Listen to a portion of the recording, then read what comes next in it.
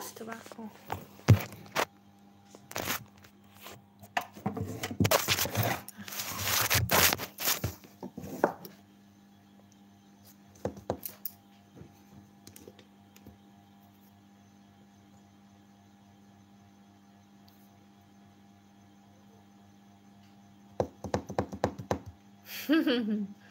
खिगोरान सफैजेनबाय खिगोरान मा ओंख्रि जाखांखो आब'नो जोंहा नोजोर ब्रह्म इउटुबा गैया ओंख्रिया खुमब्रा बाथोन आरो मा एवनायमोनलाय र' खांख्रिखलाजों आलुजों बाथोन आगै NR production like thank you like होनायनि थाखाय थेंक इउ मा ओंख्रि जानानै फैखो नोंस्रालाय खिथाहरदो दे ओइ खि गोरान लाइक हो नोजोर आगै लाइक हो मा ओंख्रि जानानै फैखो नोंस्रा खोन्थाहरदो दे लागाव एक्स बिखुनजोनो लागाव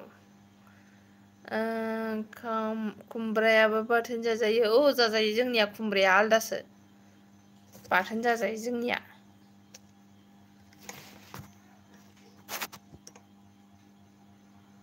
नै मोगथां फैबाय जोंहा सरि दासो भिडिअ कल खालामदोंमोन अबाहाय अबेयाव भिडिअ कल खालामा देलै होबाय एक्स बिखुनजो दे होनदों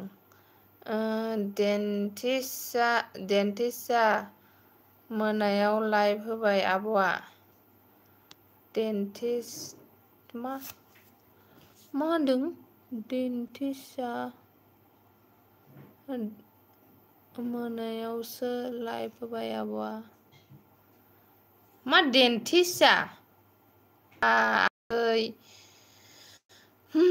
ओंखायनो मोनायावसो होबाय आरोना सानावहाय दिगदारि जाथारो आरोना नै जोंहा नेहा आगैयाबो सफैनो हाबाय हेल' आब' सना हेल' सना होनदों हेल' सना लोक्षि मा ओंख्रि जानानै फैखो नोंनाव होनदों मा आंनाव मा होनामोन नोंलाय अ फेसबुकआव ना अबाव नै जोंना जासुलाया हेलौ जासुला खावब्ला नुजाफैलायबाय मा ओंख्रि जाना फैखो जासुला आंल'सो होदोंलै एक्स बिखुनजो मोनथामल'नो जादों लाइक हो दे मोगथां आगै एन मुसाहारि हायनो मोनथामल'नो जादों लाइक हो दिनैसो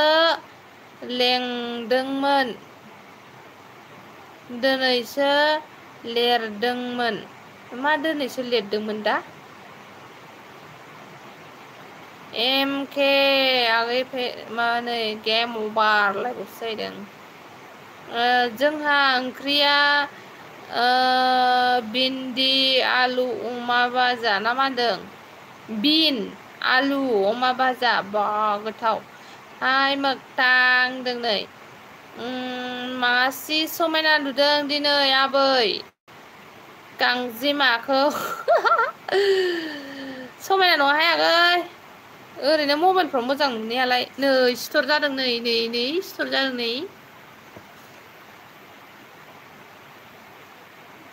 मेसेजआबो मा डिलिट जाबाय थादों बाहायलाय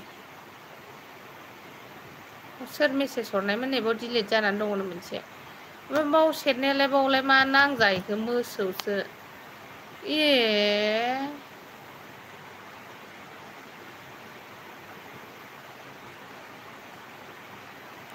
आब' नोंनाव दासो भिडिअ कल खालामदोंमोन बुंदां अबेयाव होनदां फेसबुकाव नामा होनदां अखा हादोंलै एक्स बिखुनजो जोंनावबो हागासिनो जोंनावबो ओमफ्राय आंबो होखाबाय दे 6ता जाबाय दे सोर होआखै लाइक दान थेंक इउ नोंहालाय जाखांबाय नामा जाखांबाय जासुला जाखांबाय आङो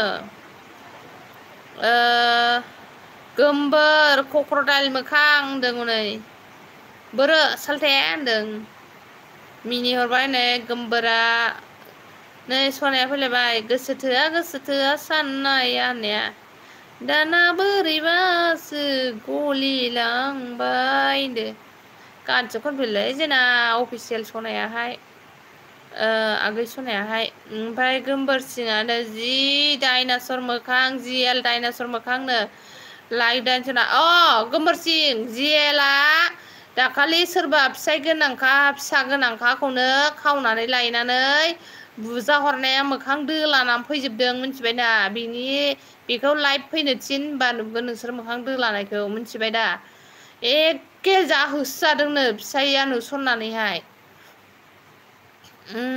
लाइक दानसना थेंक इउ लाइक होनायनि थाखाय ओमके नानिया उन्दुबाय बाजै बाबुसो दा उन्दुबाय बाबुआ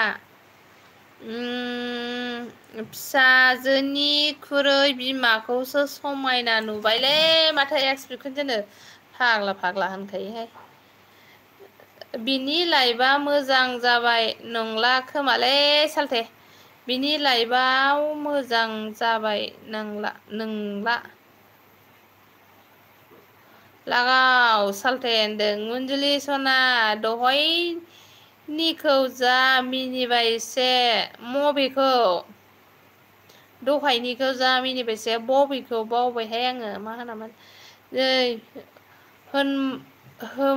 गोमबोर बादामालि मोखांनो ओमफ्राय मेकआप दाफब स्लिम नुनायनि मेकआपानो गैया नों बायनानै होफैनो सेम नोंजों सेम मा ओंख्रि जाखो बाजै नै फेमिलि कंग्रेसुलेसन फिसा हिन्जाव मोननायनि हिन्जावमोन नामाथाय हिन्जावमोन बायदि मोनदां होननायखौ बावदां सानै मोनबायना कंग्रेसुलेसन मा हस्पिटालाव जादों कुसुगाआव ना नोंनि भिडिअखौ फुल नायदों आङो दहाय नेहाया मिनिहरबाय नै नोजोरा गैया होनदों जोंनाव दहायनो हादोंमोन अखाया जोंनियावबो नै हायो नै थायो नै हायो नै थायो आरोना ओमफ्राय जोंसार अमा मोखां फेसासोना बेथ' लाइक दान थेंक इउ लाइक होनायनि थाखाय अफिसियेल आयु जि हामगौ बिगुमैखौ बिदि होननो बैनायनो जिबायदिसो जादों बा घटनाया बेबायदि जेल बिदिसो जादों बा घटनाया होनदों बिदिनो सोरबा फिसा गोनांखाखौ जाहैदों जायो सालथे खुसेंग्रा होनदों नै गोमबोर खबाइ जाख्रेब मावजि साइज जेल किंकं मोखां लागाव गुमै बिमाखौसो लायनांसिगोन खोमा गुमै नों फिसाजोखौ लादो आं बिमाखौनो लानोसै गुमै खम जावलियाहाय नोंसोरबो गोमबोर मा ओंख्रि जाखोनो मोगथां थांबाय नामा होनदों एन मुसाहारि प्लिजनो मा प्लिज जालायखो नोंहालाय हागासि दं दाबो नोंनिथिं हागासिनो दं नोंसिनिथिं आं नोंसिनिथिं थिनहरखाबायबा अखाखौहाय आमाया वेलकाम मेरे एलबी में हेलो दोस्त दी like done thank you like करने के लिए और मेरे एलबी में आने के लिए आपको दिल से स्वागत करती हूँ और क्या सब्जी खा के आया है बारिश हुआ कि नहीं है हमारे यहाँ बारिश हो रही है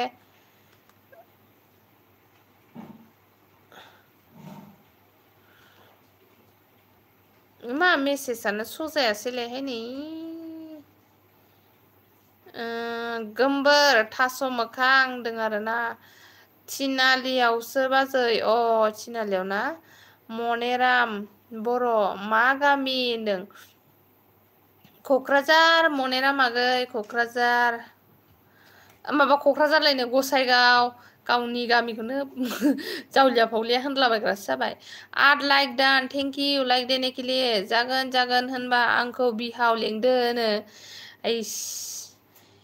फेमिलि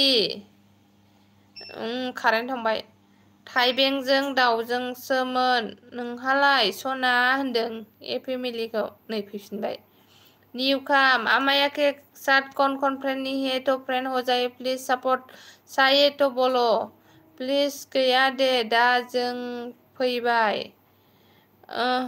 गोमबोर हामगौ बिदि थोनहरनो दावराव दावसि जाबायना आं लाइभ फैनायाव ओंखायनो थोनहरदां जेला मा होनदों खिगोराना मा होनदों लागाव गुमै बिमाया आंनि दैनो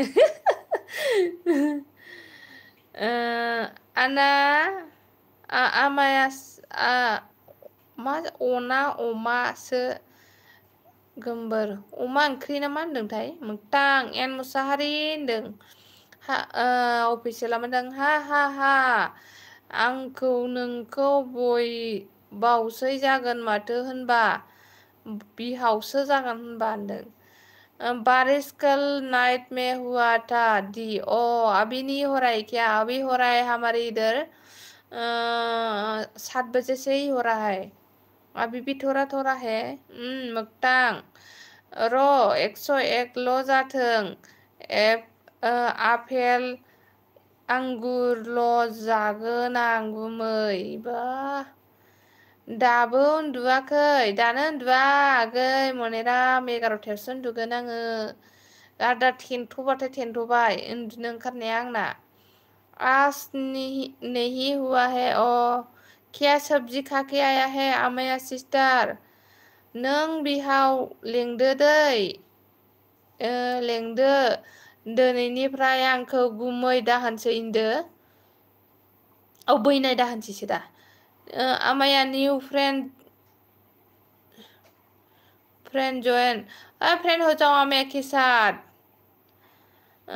जिबौ जाग्राफोर सालथेमोन खिंग्रा मोखां दाउखुमै खुसिंग्रा मोखां दाउखुमैनो दाउखुमै आंनि आफांखौसो थायो दे मनिराम बर' नाम्बार हर देनो फेसबुकआव थां फेसबुकआव लोगो मोनगोन बेनो नामा फेसबुक पेज दङ मन्जुलि ब्रह्म प्रफाइल पिक्साराबो बेनो आरो माबाया नामाबो बेनो आरोना संगीता's किचन इस लाइफस्टाइल आ गया है सिस्टर है हाय वेलकम मेरे एलबी में कैसे है आप क्या सब्जी खा के आया है like done thank you like देने के लिए 7 आइडि साबबानो 1K जासिगोन नोंना 7 आइडि साब बेसेबां दं आंनियालाय एनारागै आंनिया बेसेबां दं सोरखौ होनदों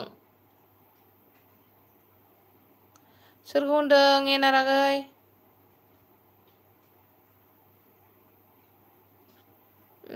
आंनिया दहाय 97 मोन मिथिबायना 897 मोन ओमफ्राय दाना खमायनानै 93 ना 92 आवसो दं आरोना खमायसोगारो बिदिनो ओमफ्राय मा होनदों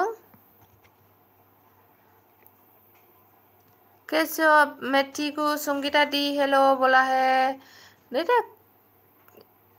डाइनासर जाग्रा गोमबोर होनदों आबै दाउखुमैखौ सालथेनो हर दे सालथेया गोथाव मोनोनो जोलै नांगौबा लांफै जोलैया मोजांथार आंना लेथन बाग्लारि आगैसो फैबाय जोंहा नै हेल' लाइदान थेंक इउ आगै लेथन बाग्लारि आगै मा ओंख्रि जानानै फैखो आगै हाय शर्मा जी बोला है हमें शर्मा आपको नमस्ते बोल रहा है संगीता किचन ने ब्लू हरदे दे लेथन आगै आमायाजों लोगो जादो संगीताजों लोगो जादो लोगो गैयाबा क्या नाम है योदास आसुदास सुंदर hello madam hello welcome beautiful face madam thank you आप कहाँ से है सुंदर भाई कहाँ से है जेल लेथन हिंजाव बुरि लाग्रानो गोमबोरसि जेल मुगरमास मोखां I love you face madam thank you चिरांनि फिश दी सिंग्रि सांग्रि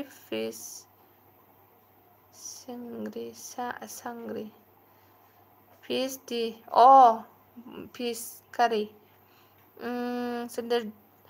फ्रेंड से looking beautiful thank you Sangeeta डिफिशेंस हुआ है शर्मा जी आपकी सार्स हुआ सेंस डिफिशेंस हुआ फान्थाव मोखां गोमबोर आंना बेटारि चार्ज गैला बाजै दे आगै दे आकिया महापात्रा डाउन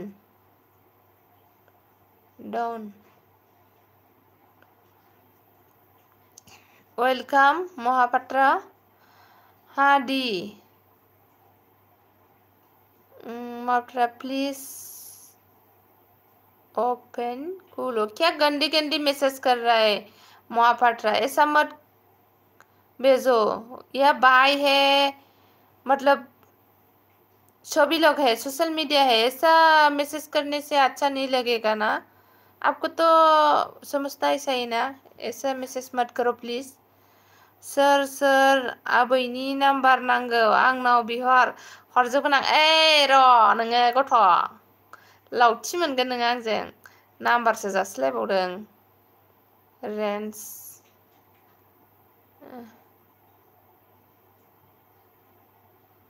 जेल नों जासिला लाइक थेंक इउ र' सना एमबि जोब्बाय सोनि दे सोनानै फैदे मुस्ताक अंसारी मजाक कर सकता हूँ भाभी जी नहीं यहाँ मजाक नहीं चलेगा ऐसा मत बोलो प्लीज मुझे अच्छा नहीं लगता है मैखुन जाना हिन्जाव बुरि खावना मा होनखो मैखुन जाना हिन्जाव बुरि खावलायनाय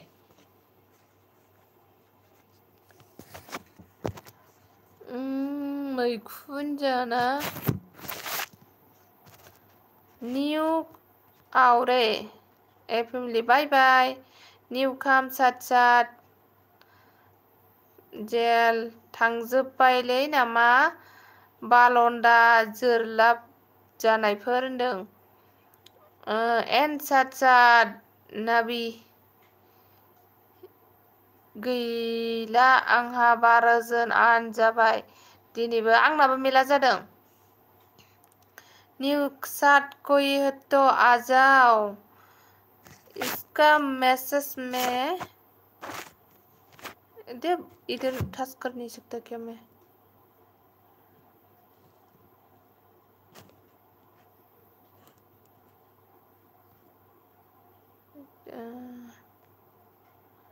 किधर गया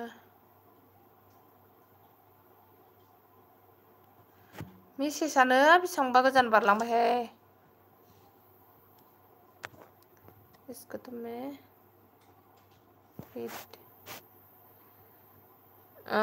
गोमबोर सिं जि थाङाखै जोंखि थांनो होननानै फै होनदों बिसे 20 आईडी से बुला रही है संगीतास को मोगतां बाय रागा जोंबाय आं दिनै मानो आयु बामब्ले मासो जाना दाखालि खारलाबायनाय जानाया एनएफ होनदों निउ काम सात दिनै गोबां दुखु आंहा मानो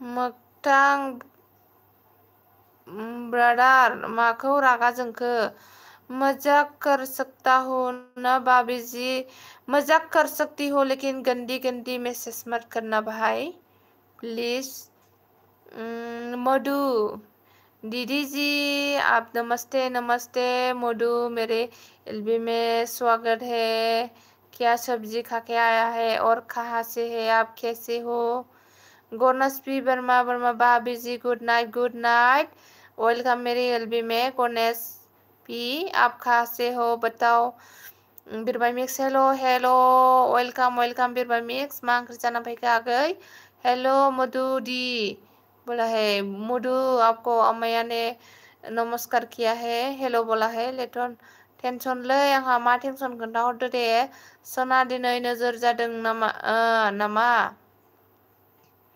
नोजोर जादों नामा मा नोजोर अखा खुरुमदों दे दे जेमार ग्रुप प्रडाक्सन हाय बाजै मा खबरा बिदिनोसै आगै मोजाङैनो दङ निउ खाम सात निउ नै जेमार ग्रुप लोगो जादों संगिता किटचेनजोंहाय राजगुरु वेलकम राजागुरु मेरे एलबी में अगर मेरे एलबी में फर्स्ट टाइम है तो लाइक कर देना और सब्सक्राइब नहीं किया तो सब्सक्राइब कर देना प्लीज मैं भी करूँगी कमेंट करके आना वीडियो में फर्स्ट वीडियो में दिल दी जा रहे ठीक है अमाया ब्लू लेता हूँ मधु लाइक कर दिया है थैंक यू लाइक करने के लिए गराय जाग्रा जेल मा खबर होनदों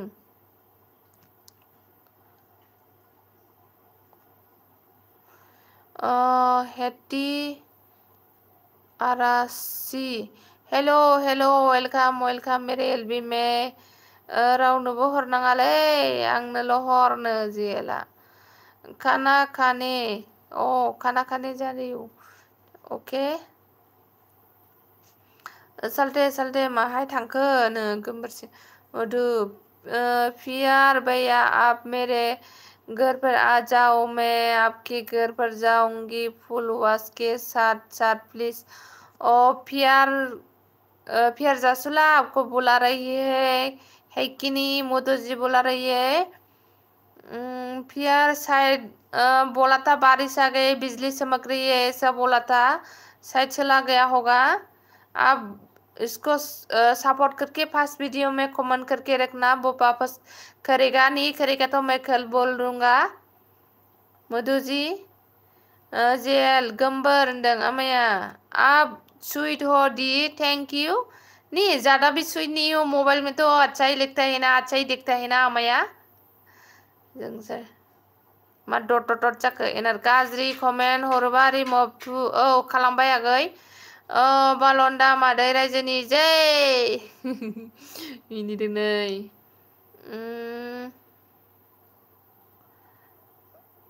साल्टिया सिरिखांसंनानैसो दं माग्री गेमिंग जोन हेलो वेलकम मेरे एलबी में हाय हाउ आर यू दोस्त आई एम फाइन दोस्त मेरे को इंग्लिश नहीं आती आई एम सॉरी मेरे एलबी में आपको स्वागत है मेरे को सपोर्ट नहीं किया तो सपोर्ट कीजिए please I watching you from Pakistan okay Pakistan से हो आप कैसे है आप बोलो ब्लू बोखारदो टेनसन आंहा आयु माबायदिहाय गथ'आ टेनसन लायनो दिनै सपोर्ट लानो गोसो गैया आं दिनै सपोर्ट लाङानो मंजुली दीदी आप मेरा सपोर्ट करवा दीजिए ना प्लीज ओके जेल जोंसार गोमबोर थाबा लाइबा मोजां जाया खोमा ना सना होनदों मिन्थिला दानो जावगनांगौ बायदिसिना होनबा आं जेबो होनला ओइ जेल गोमबोर आं सीसीटीवी जाना दङ दे होनदों जानला मानला दाहोन होनदो ऑन थैंक यू ऑन रहने के लिए मेरे 7 आन लेटन मैया होननाया आंनाथ' दिनै बेसेबांबा जादों नंगौ दां जोंखौ रागा जोंदोंदां रायजोफ्रा ना जेलदों ओके गुमै रिटार्न मोखांदों थारुन मोखांदों गेन्द्राया गारबा आं लायगोन देनो इसखौ लांबावगोन आंखौ बिफाया जोंनिया दासो फैनानै आराम फैबाय आरोना गेन्द्रा गारबानो आं लायगोन दे होनलायलायनाय है सेरबाबो जाया मबाइलफ्राबो सोरनिबा डिलिट मेसेज नै जाबाय गोमबोर आं थाबा रावनिबो लाइबा मोजां जायाथ' आरो जाया जायो नामा नै राजुआ दा फैबाय जोंहा हाय होनदों हाय मंजुलि होनदों आरोना हाय आदा वेलकाम मा ओंख्रि जानानै फैखो आंनि एलबियावहाय आदा सना गोमबोर मानि नांगोन नोंनि मेलेमखौ साल्थे होनदों थुस होनदों नै जालायबाय बेना कमेन्टआ जेमारा फै होनदों। जेमार मे फै। बिदि नङा दे होनदों। थै गोमबोर बिदि नङा दे होनदों। पाकिस्तान राबा आयु live performance video famous video आयु लाइभ परफर्मेंस भिडिअ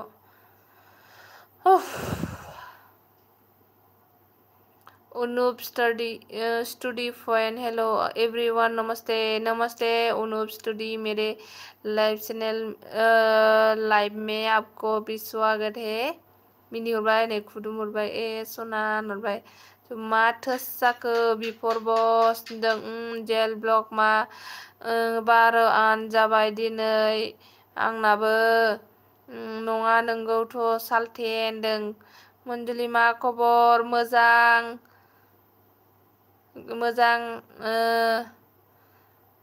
मोजां खबर फ्रेंड कृष्णा राबा थैंक यू मेरे एलबी में आने के लिए। आप कैसे हैं फ्रेंड कृष्णा राबा? प्लीज न्यू कम 3 आईडी से तुरंत करेगी फुल वॉश के साथ आ जाओ। ओ ये आईडी वाला तो सब चला गया है रे उनुप भाई। राजू बस र' एसे एदावदों र' होनदों। एसे एदावनिनो आंनोबो 20निबो बारा आन जाबाय। आंनाबो जादों दे अके दे बयनाबो जादों दे। मैया लायनाया आन जाजोब्बाय आंना लेथ' होनदों। बिनिखायनो आं जयेन जानो दौद फराय आं बांद्राय गोरा लिरनायखौ। प्लिज न्यू कम 3 आईडी से रिटर्न करूंगा होनदों। फुलवास के साथ जानोबो आंनाबो जाबाय नयजन बयनाबो जादों दिनै जेल गोमबोर आं थांसै दे मानो गोबां दुखु जादों आंहा बिखा दुखु जादोंनो आं 100टा साब लागोन र' नायथारनि मा जायो। लादो हनै माबाखौ लेंहरगासिनो उनुप स्टडी पइन्टआ लेंहरगासिनो 3 आईडी जों मामा जेलागै लादो। राजु आदाया होनदों गैला मानो थांनांगौ सालथे होनदों गोमबोरा। आं सापर्ट खालामला दे सालथेमोन होनदों। नोंहासो बारायनाय नङाना माम्मि ना मा लिरखोलै माम्मि लिरबायनाय जालालै मन्जुलिजों मानो मा जाखो सालथे होनदों। आंबो साब लाया दिनै लादु जेबो नङा। I am American girl wow American से देख रहे हैं मेरी एलबी को सो I am proudful thank you. हंस रही है अमेरिका से नहीं है शायद हंस रही है। नार्जारी आं सोर पुष्पाराज जुकि कानिसाला होनदो। सुस्मिता हेलो आगै वेलकाम आंनि एलबियावहाय सुस्मिता आगै सोरजोंबा लोगो जानो गोसोबा लोगो जाबानो जाबाय सुस्मिता आगै सोरजोंबा लोगो गैयाबा। प्रकाश hello hi Anupama blog 1 2 3 4 hi welcome Anupama blog मेरे एलबी में आपको भी स्वागत है दिल से। आज ही फ्रेंड हुआ था ना अनुपमा 8 आईडी से बुलाया था ना मेरे को आपने। मैंने 2 आईडी से किया था 6 कल देगा एक साथ करेगा तो ऑन होता है इसलिए आज 2 आईडी ही दिया है। जंगसार ऑफिशियल मेरे को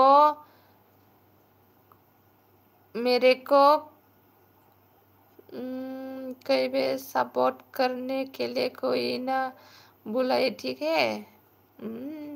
आज नहीं सही क्या। How are you dear friend? मैं ठीक हूँ।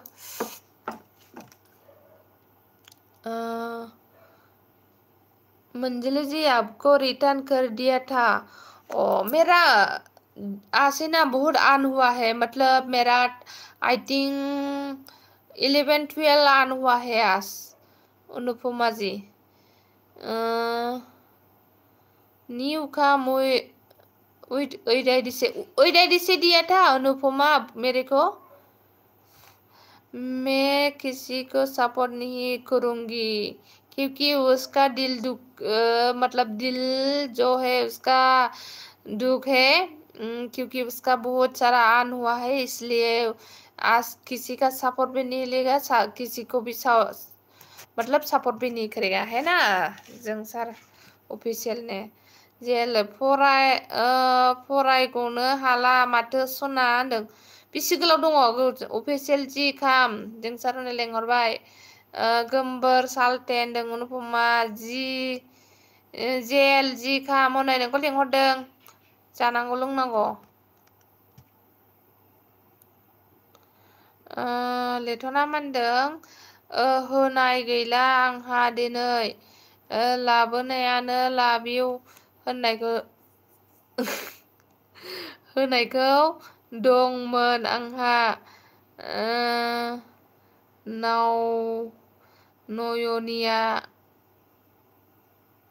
होआनो आंहा न'आव न'नियानो होआनो मा जाबावनोहाय।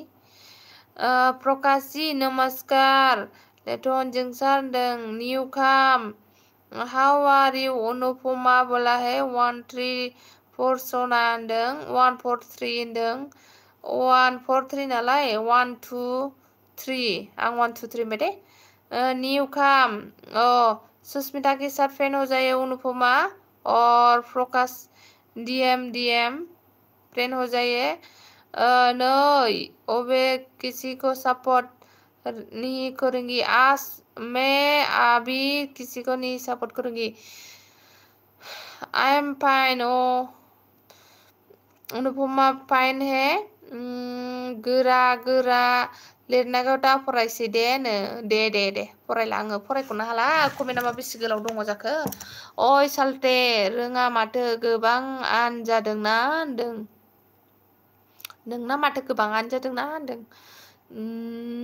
लेथन ब्र मामोन होनदों जेल मैं जा रहा हूँ बहुत बारिश आ गया। ठीक है फिर से आना जब बारिश छोड़ देगा तब आना। हाँ न्यू काम सुस्मिता बोरो बुलाया है अनुपमा ब्लॉग, सुस्मिता बोरो के साथ फ्रेंड हो जाइए। ऑफिशियल सालटे गोबां आन जाबाय मेरे को मत बुलाओ हाँ दुमोनो बिदि गोबां जाबा दुखु मोनो बिदि जाबा होनदों। बे फाग्ला बिदिजों जायो बिदिखि जायोनो, बे फाग्ला बिदिखि जायो होनदों सुस्मिता। दे आब' आइडि दंबा आंनोबो मोनथाम हरदो, दा हरगोन दे आगै आं लाइभ दोनोबा। सालथे जोंसार मोनो दुखु जाबले फरायलाबायलां 7 जादों फुल वास। हायना बर' फैदों हाय आब' वेलकाम आं कमेन्ट बार खनसे दे गाज्रि दामोन।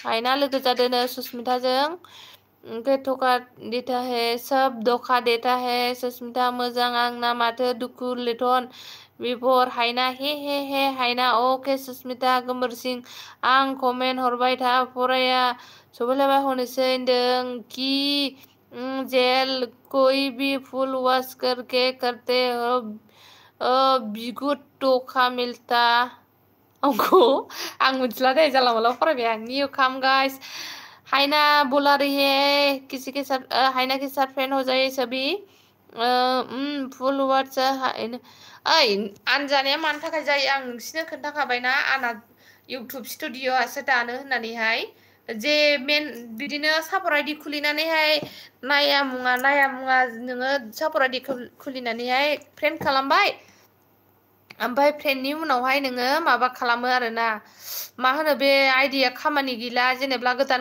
लोगो जाबाय गोजामफोरा दानलांबाय नोंनि भिडिअ नायथारिया बिदियासो दानो दे दुखु मोननो नाङा सापर्टखौ लाबाय थानांगौ गोदान मिथिबायना। नोंसोरो दा फिसा चेनेलखाय एसे खमायनायखौनो एसे थाल मोनबाय थायो जेला देरलांगोन ना बिदि खमायनायखौ जेबो मोननाय नङा आरोखिना। ओंखायनो सापर्टखौ लानांगौ जुरुरि सापर्ट लानाया मिथिबायना। निरन्जन आया है मेरे एलबी में। थैंक यू निरंजन मेरे एलबी में आने के लिए। I love you too Niranjan.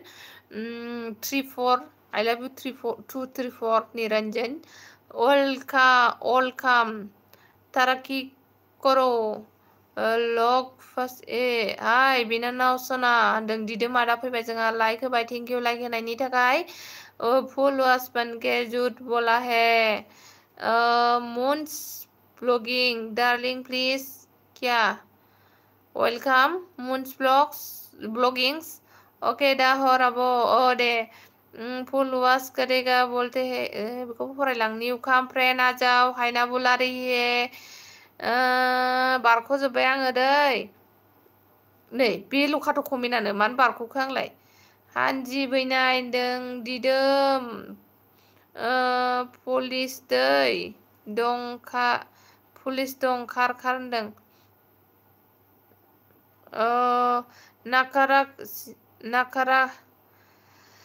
नाकारा भाई आ गया है मेरे एलबी में। थैंक यू मेरे एलबी में आने के लिए। आज ही नया फ्रेंड है मेरा नाकारा भाई मेरे नया फ्रेंड है। सुबह को अभी रात को ही फ्रेंड हुआ था ना नाकारा।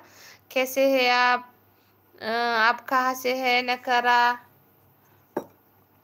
भाई या सिस्टर मेल ना फीमेल। हेलो फ्रेंड हेलो ओ गुमै होनदों नोंसोर नो वे आबो नो वे नो लाला आरो नों होनबालाय। ओके जेल गंबर में चलता हूँ। ओके बाय बाय गुड नाइट। जोंहा न'आव लाबोआनो फसन गैयानो आंनि मोजां मोननायखौ सुस्मिता बिनि थाखाय दुखु आंदों।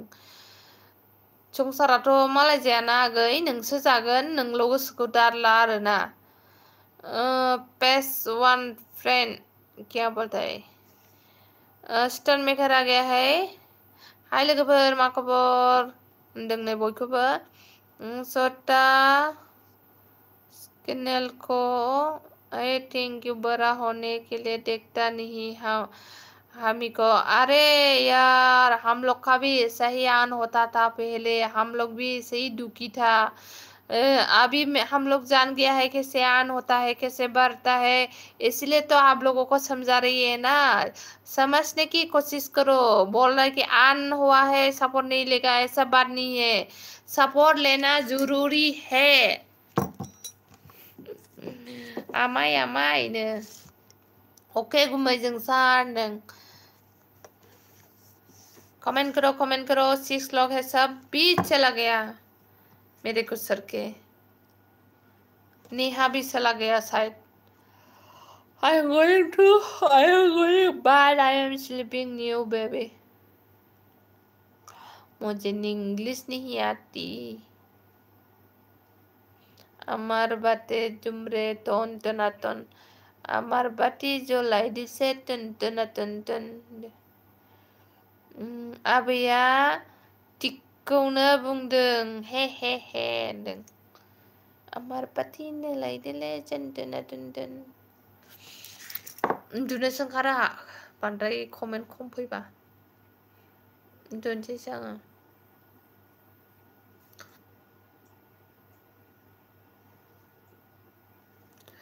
बिदि नेबाय थानांगौबा उन्दुंखारो आं थाब कमेन्ट खालाम। फरायख'नो हायाबासो मोजां मोननाय। सान्दुंनि अखा हालदै जाना मौसुमि बार फुंखा जाना। आं दं ना एबारसो कमेन्ट हरनोसै आं मानसि खम जानायखाय आरोना गोमोरसिं आबौ।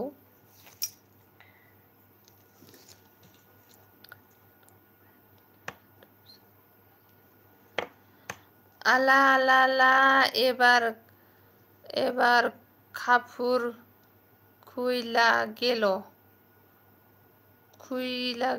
এবার কাপুর কি বলতেছে বুঝি পাই নাই আমি। ভালো মতন খোলাখুলি বলো কি বলতেছে এটা।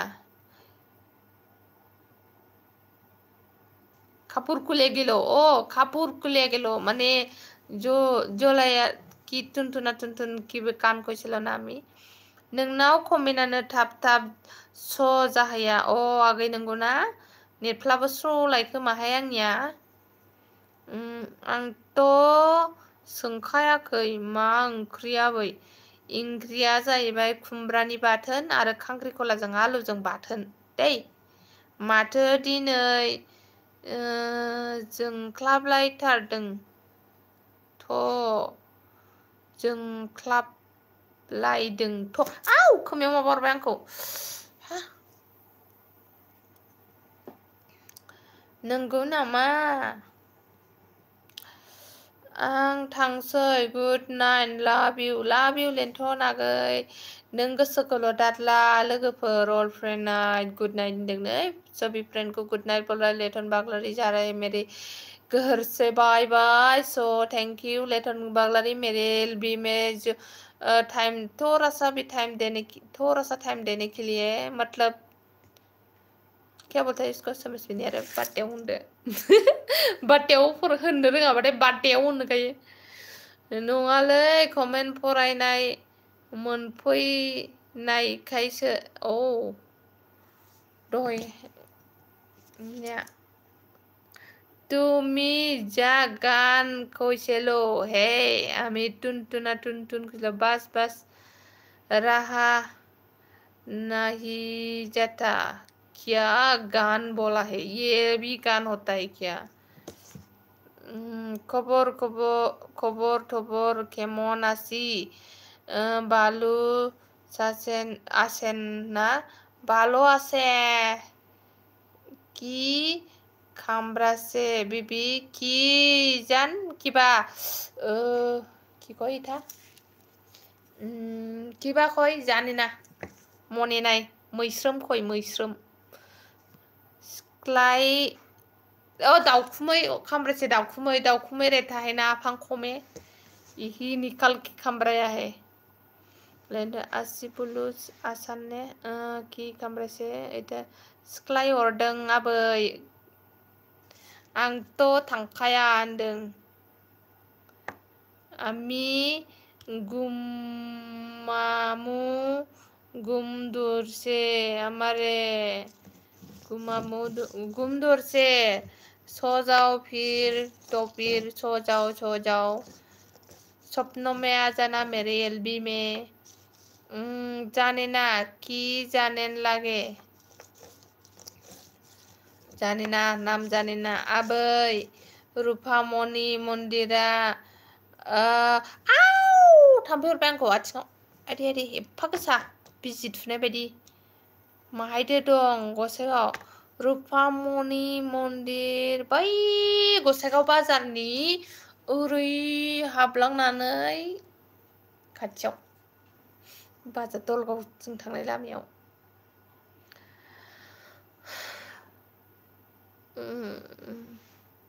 होनदों मौसमी बार हमका जाना सोबाया सिरि हारसिं गोसोआंनि अरां फारां गोजोन सुदेमसो बारनाय बाराव ये मौसा कामरासे नहीं डेंगू मलेरिया कामरासे उल्टा आइटो उठा आइटो की उठा आइटो बाला मतन लेखो खबथामा जा थाम्फैखौ खबथारना जानो थिनदों आंखौ आं थाम्फै जाग्रा अल आउट मोनदों नों आंखौ अल आउट हा ना गुड नाइट मोनदों नोंलाय आंखौलाय आवदा होनदों नै एमबि होनानै होदों आबै एमबि होनानै होदों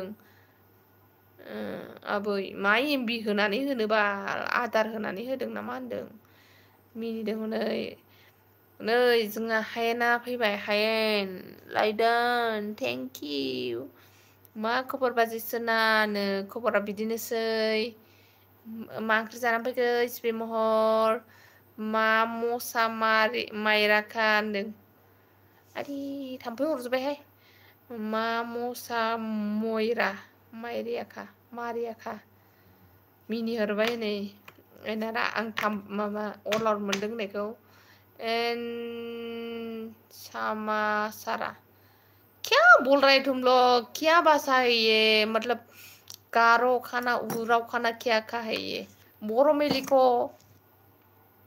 आबै आं मैया हिन्जाव लानानै सिमां नुदों हिन्जाव लानाय सिमां नुदों आंलै आबै लगनाव नांसिगोन नोंहा ओंखायनो नुदों लगनाव नांसैबा बिदिनो नुग्रोयो एसे एसे हायेना फैयालै बियो नों हायेन नङा आरो नोंनोना हायेन नङा जा फाल्टुका सिमाना आंना नो सिगाब सिमा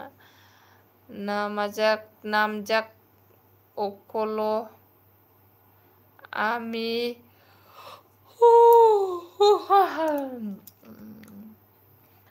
आमि जाइतालाम बेबी ओके गुड नाइट सजाव बिफर बर' कानाडानि लागावदों माथो आं बुजिया दे कानाडा आंथ' बुजिसिनबावासो हायेन फैबायना नै र' आंनि नामा लादो एसबि र' आंनि नाम लादों एसबि होनदों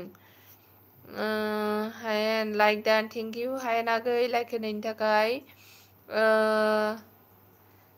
सरि दे भाइ होनदों नै एसबि हायेन नङा आरो नोंसोरना ना नंगौ थगायदों नामा आंलाय माथो एक्सखौ सामफ्रामबो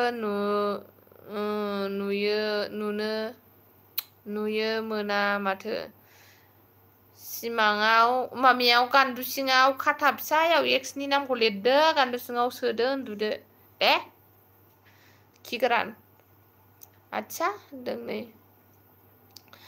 मा मिनिहरखोलै हायेन आवदा होनदों नै बेहा आबै मैया आं जोबजासिम थानो मोनाखै दे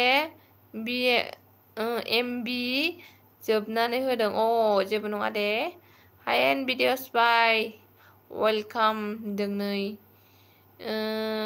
कर्नाटकानि सोंदों नोंखौ ओंखाम जाखांबाय नामा होननानै बिफरानो ओंखाम जाखांबाय हाय बिफर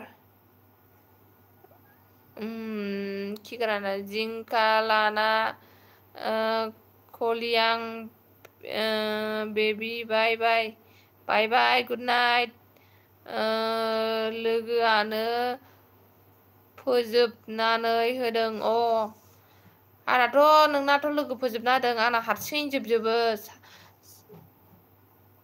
3GB 4GB जोबलाबायो एखमबा दाख्लैथ' 6GB जोबदों सानसेयावनो सानसे लाइभ होखालि गोमबोर सिं एन सामासारा हेल' हायेन ब्रादार होनदों गोमबोरा हायेन बस अय होनदों गान्दु बेलथायदो अब्लासो सिमाङाव हाबा जानाय नुगोन ओमफ्राय नों खारसन फैसिगोन आंजों नों आंनि द्राइभिंलायनो नों आंनि लाइसेन्सखौ नुवाखै लाइसेन्सखौ आं खारसन हैनाङा दे सिमाङावबो लाइसेन्स दंखायो दे आंहा जेल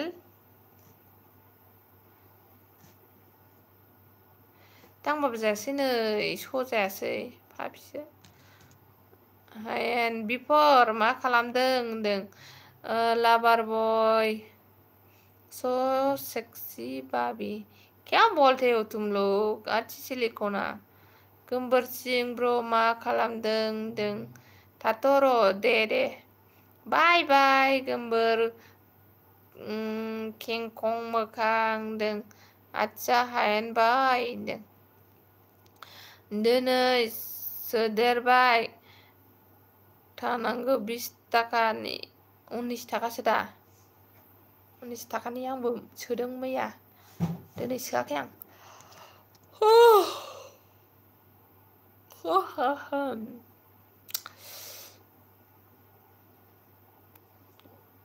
comment please bye bye बाजै bye bye लाइन चेन्ज जाबा मालाय मा जानो सना आयु मिनिनो ओंखारो आं बिदिबा लाजियो आं हायेना थांबाय होनदों थांबाय हायेना लाइसेन्स थाबालाय मा जानो होनदों हनै जोंहा खिगोराना नुवालै जेल दाखालि बिनानै मेगनानै नुवा बेहा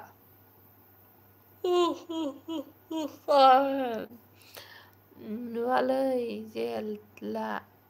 जेला दाखालि बुजानानै मेगनानो नुलानो नै बिदिनो दोलाखादों बे सारानो बिदियावनो सोबादोंनो बे फिसाय जागोना फिसाया दे हायेन ब्र होनदों हायेन बस र'ब्रा होनदों हायेन बस र' होनदों हायेन ब्रादार उन्दुना दं नोंहालाय होनदों ये रहा मच्छर साला मच्छर बन के कौन आ रहा है मेरे घर पे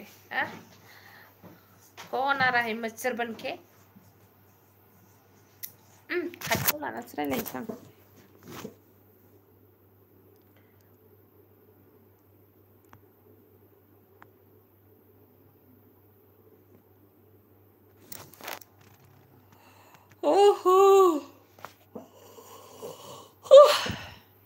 उन्दुनो ओंखारबाय नोंनि महर आंना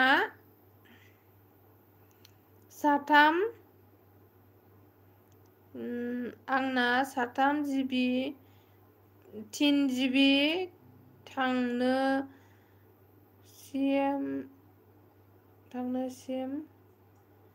मोनसेयाव 1 काप खुरि दं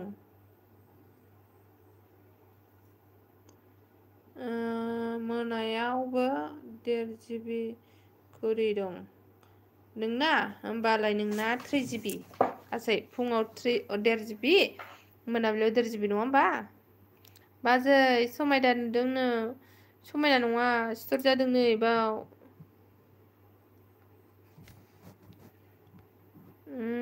गोमोरसिं 19 तारिखखौ नो 20 खिथायो 19 ताखानिखौ 20 ताका खिथायो औहाय थाम्फैयाबो नै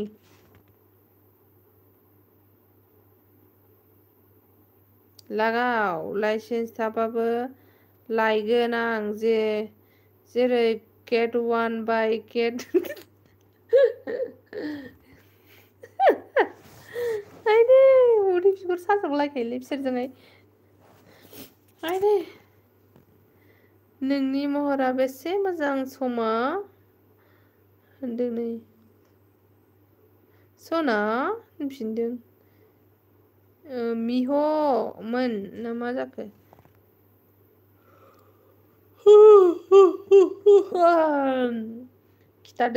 खिथायो नाङा खाखियोसो आबै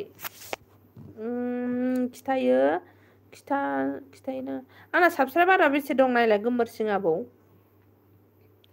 19 25 लाया आंनि जिउ होनदों नै सोरखौबा साथामल'सै बिफर गोमबोरसिं जेल बिसोर सानैल'सै बाद बाखिया खारजोबलांबाय आमाय थुकुल सना होनदों नै गोमबोरसिं बाजैनि महर होनदों महर आयु थाम्फै हरजोब्बाय आंखौ बिसिनायावसो गाखोनोसै आङो उफ आयदै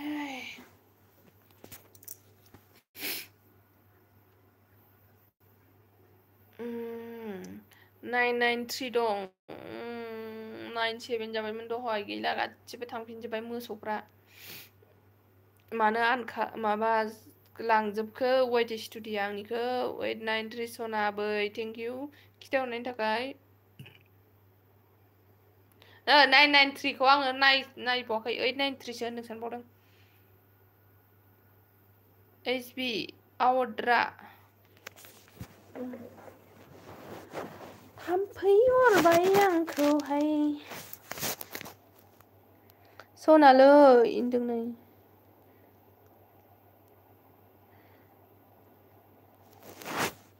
आं माबायाव बिसिनायाव जिरायफैबाय आरोना गोमोरसिं मा आउट जाखो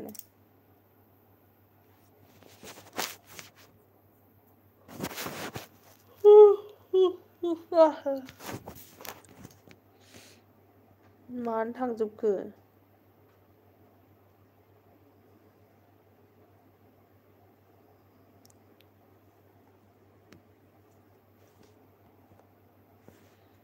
जेलजों लानानै खारसिगोन नामा आबैखौ जेल नों लानानै खारसिगोन नामा आबैखौ आंखौ बानो हायो ब्लुलाय मन्जुलिखौ आनसाब खालामनि ओइ दम दं नोंहा आनसाब खालामनो दानो फन हरनानै मानजि हरगोन आं नोंखौ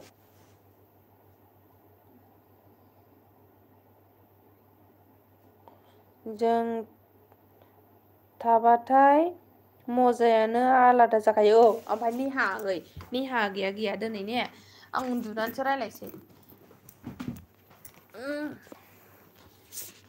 सिनस्रि जाबाय उन्दुनानैसो रायलायनोसै आङो लाना खारसै आंखौ बानो हायो नोङो आं थाबायनानै खाराथ' बाजानानैसो खारगोन आङो सो होनदों सो होनदों आं ब्र' मा होनदों बिसोरो साबा जालायबाय नै ना सुना होनदों आं मा होनदों खोनादों नोङो किरण हेलो किरण भाई किरण गार्डन केरिंग हेलो मेरे एलबी में स्वागत है अभी फ्रेंड हुआ था अभी मिली मेरी लाइफ में भी ज्वाइन हो गया थैंक यू मेरे एलबी में आने के लिए न्यू कम प्लीज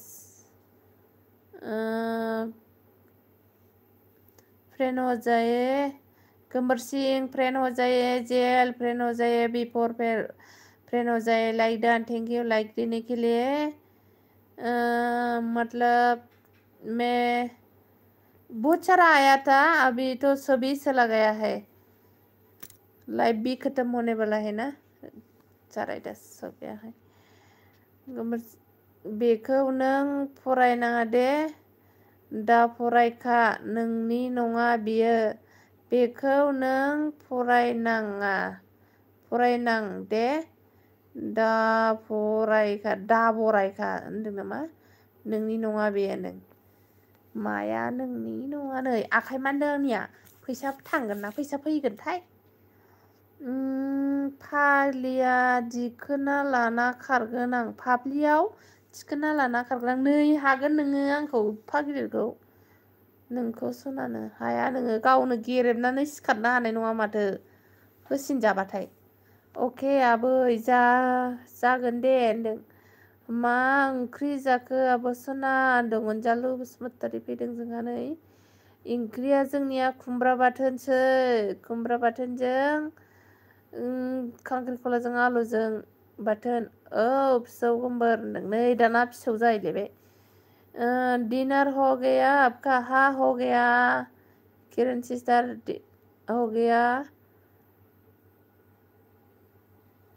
गोलोम मा जाखो मानो बानलु आलुखौ नोंहालाय मानो फरायखो नोंखौ फरायनाङा होनदोंमोन आं सोरनिखौलै किरणनिखौ आंहा दहायसो 10 आइडिजों सापर्ट लादों बेनाव मिथिगौ नोङो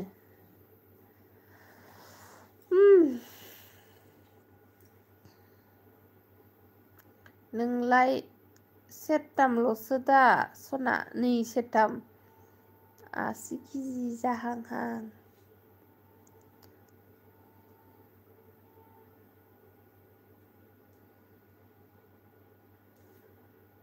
आबै जिखौ उल्था लानानै खार आबै जेलखौ उल्था लाना खार आंनो हाखागोन आरोना उल्टा दिमाग हाय मंजली ब्रह्म तुम मोटी हो गई हाँ मैं मोटी हूँ मोटी ही रहूंगा पतला नहीं होएगा है ना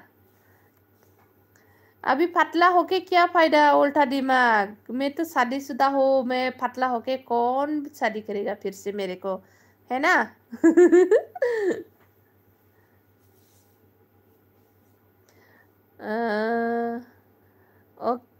अखा हायाखै नामा आबसना हागाबाय आगै हागाबाय लाइक होआखैबा लाइक होदो दे उल्टा दिमाग मेरे को सपोर्ट नहीं किया तो सपोर्ट कीजिए सब्सक्राइब कीजिए प्लीज लाइक मेरे वीडियो को लाइक नहीं किया तो लाइक कीजिए और बैक चाहिए तो बोल देना मैं भी बैक करूँगी आपको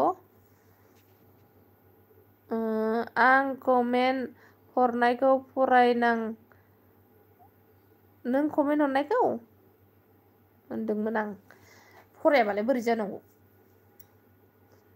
आं 82 खौ थिखोयो आं सनाय थिखोनो हाबालाय हाबायसै खिफि गुलायलायनाय हेल' कल हेल' हेल' हेल' हेल' नैबे कमेन्टआ नोंनि नङा दे नों दा फराय थगायजादों जोंनिथिंजाय दहाय सान हाबनायनिफ्रायनो दासिमबो हागासिनो बाना जानांगौ ना बाना जानांगौ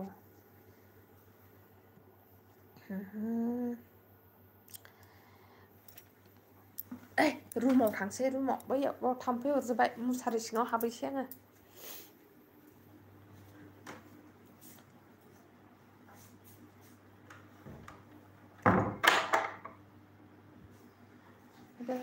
मुसारियाबो थाम्फै हाबनो दोनजोबदों ना माथो मिंख'आलाय दिनैलाय हाम अलखौ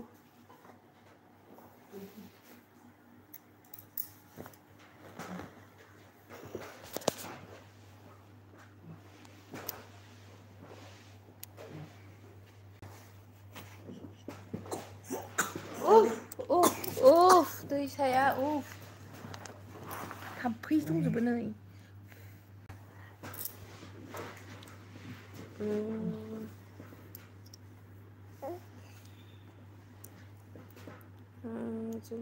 जुमाय दं आं आयु कमेन्टआ बारख'जोब्बायगोनहां कमेन्टखौ बारख'जोब्बाय खोमा आङो अबेसिम थांखोमोनथाय नैबे थांबाय जोंनिथिं बेबो थांबाय हा हा हा उल्टा हाम अल हु थेंक इउ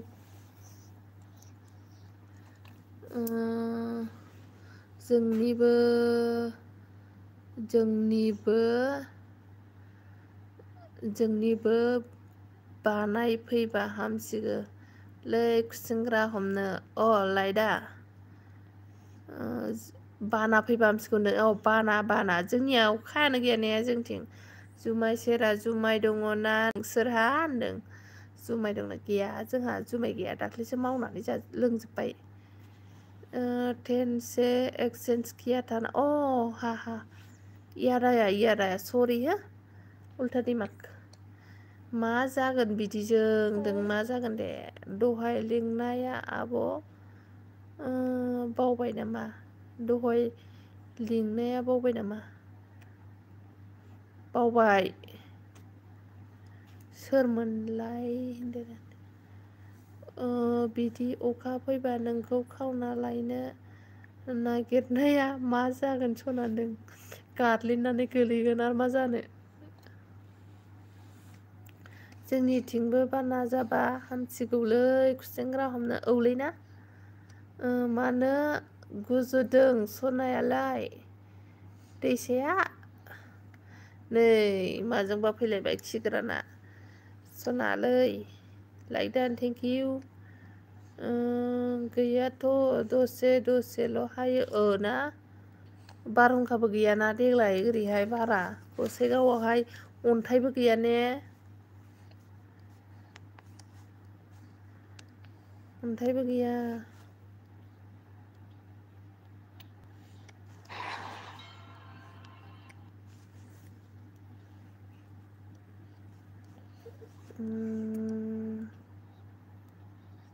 सना अके दा फैहो अखाखौ दे होनबा थांसैलांनो मानो थांनांगौ जाखो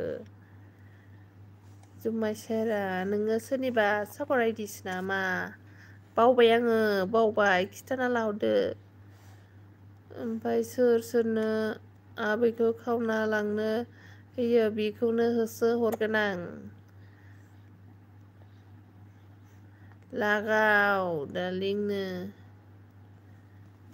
लागाव दालिं लागाव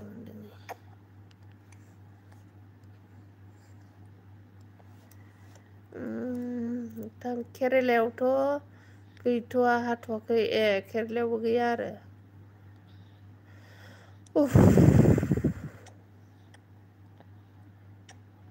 मा खबर दालिं होनदों लाइक होलां मा खबर गैया लाइक हो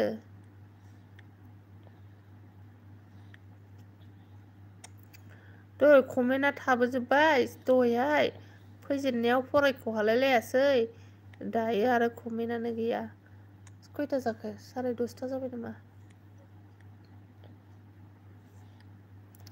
10:30 जाबाय खोमाहाय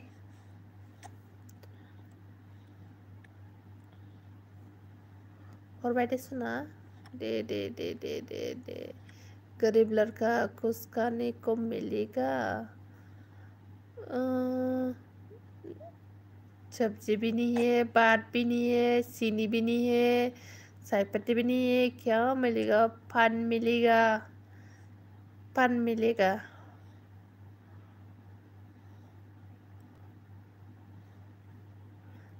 मानो मेंथ'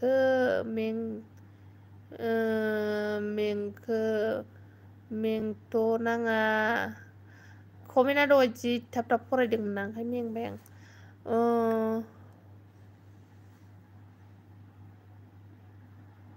माथो गोसोखौ बोरैबा मोनदोंरा आबै मा मोनदों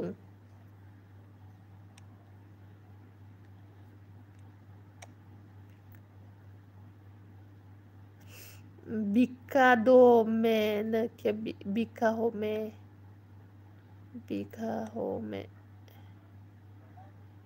हिन्जाव नांगौ आंनोनो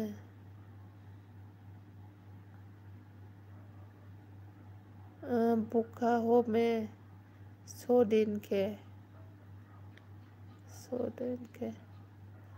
क्या बोल रहा है कि से बाजा उन्दुनो सुखुवाखै आबै मानो सोरजोंबा नांलायदों नामा सनानो नाम्बार थानानैबो कलबो खालामा होनदों मालाबा खालामगोन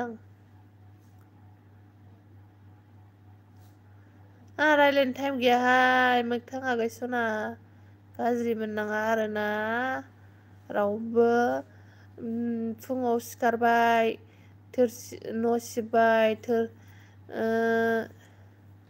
थोरसि लथा सुबाय आरो माबाबाय ओंखाम जाहोहरबाय नोंगुमै मेंख'खौ आरो बे जाखांना थांबाथाय उन्दैफोरखौ स्कुलाव हगारहरबाय सानैखौबो आरो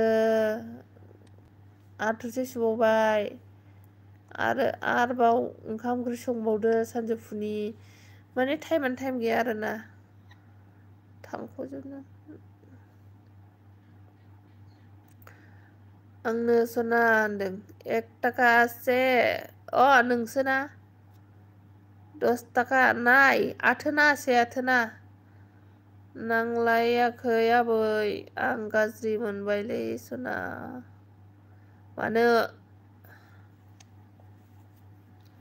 मानो गाज्रि मोनलायखो नोंहालाय मा जानायनि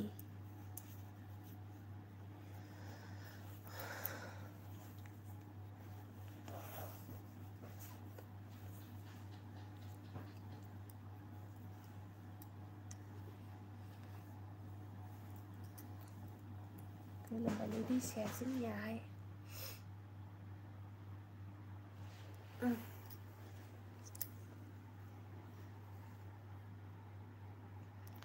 आयु दाबो दोनानो थांनानै बेरायना फैखांबाय आरो बियो दाबो दोना होनलायलायनायहाय दाबो दोना होनबावबायसो 11थासिम थायो होनना मिथिखायो गावनो आरो दाबो दोनासो होनना रायहरबाय 11थासिम थायोना आङो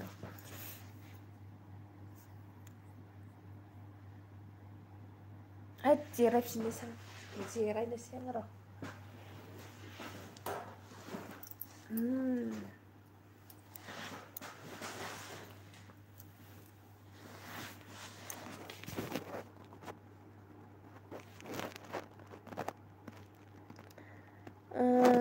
Bye bye. Good night, old friend. Baby नोंथां मोनाखै दे आंहाबो मोनथिखागौ संसार जानाय मानसिया सम होनो हाखायाना आब'ना औ आरो बाबु उन्दै नङाबालाय जेबो नङामोन आरोना बाबु उन्दै गोनांनि थाखायनो बिदिनो आरोखि ना एखे जा माबा जायो हेरेसमेन्ट जायो आरोना खामानियाहाय मासे दुस्थ'लैनो आङो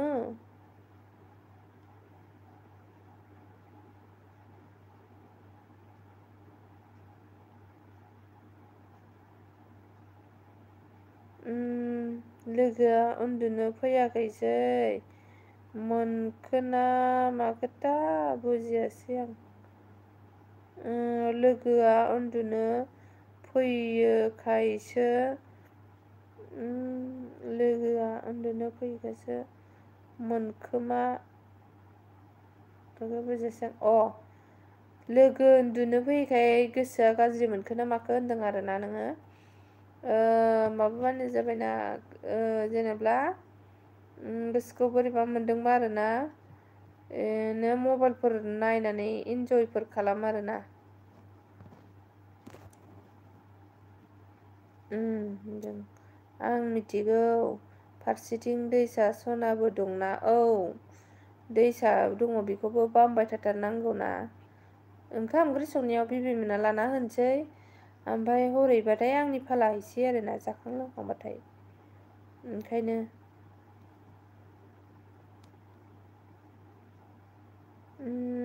प्रेम गति उलाइसे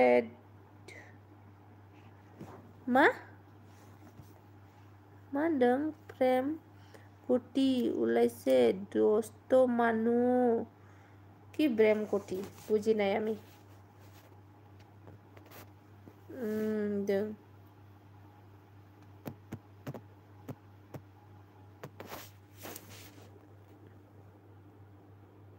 उन्दुनोसो ओंखारबाय जागोन आबै खयथा जाखोलाय टाइमा आइयै मबाइला गलांबायहाय फाग्लासो जागोन मबाइलफ्राबो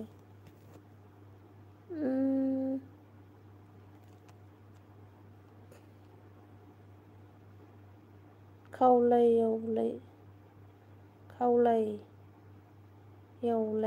मा खावलायावलाय मा बुजियाखै आं এইটা ওই যে কিবা হয়েছে এটা স্টোর হয়েছে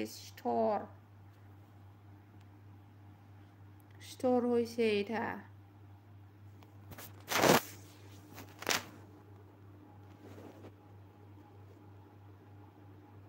दिनै 10 घन्टा इउटुबा अनलाइन थाबाय थागोन आं दासिमाव फेसबुकआव थां स्टोर प्रेम गति उलाइसे स्टोर হয়েছে আমার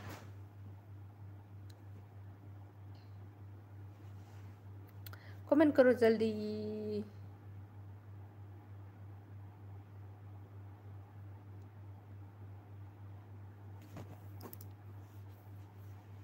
बाबा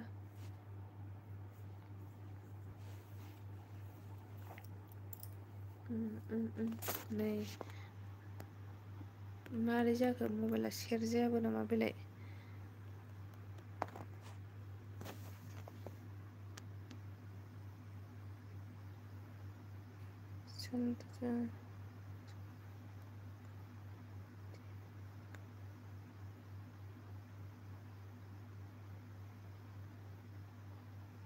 ये रहा मेरे बच्ची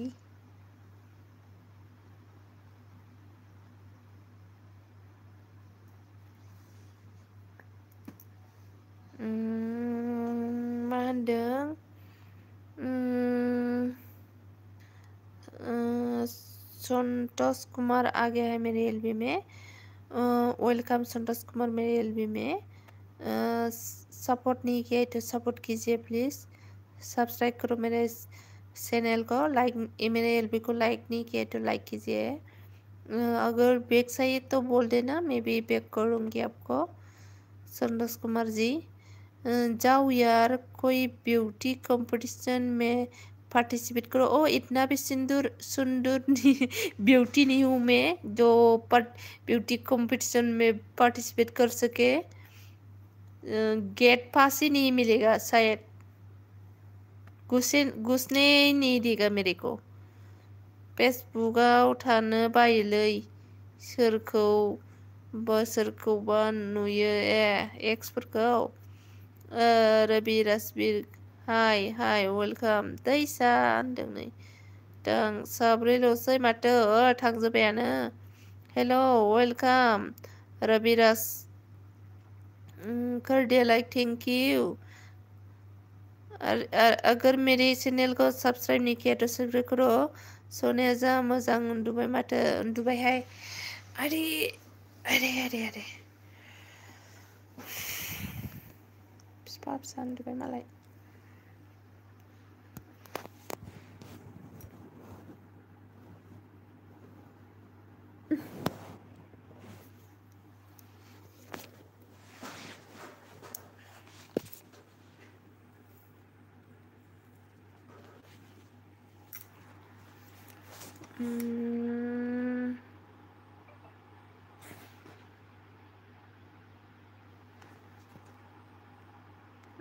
जों मेसेजाव नाय, आं SMS हरदों सना मेसेन्जाराव नाय। आं बोरै थांनो मोननांगौ? क्या चल रहा है संतोष? शायद तुम्हें खुद ही नहीं पता नहीं तुम कितनी ज्यादा खूबसूरत हो।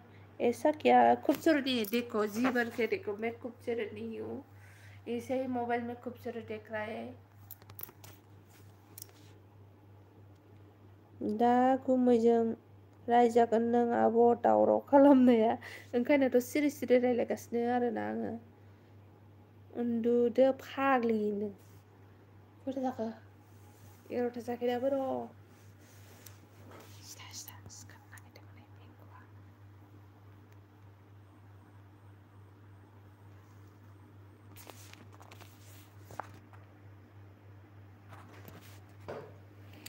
उन्दुदो फाग्लिनो।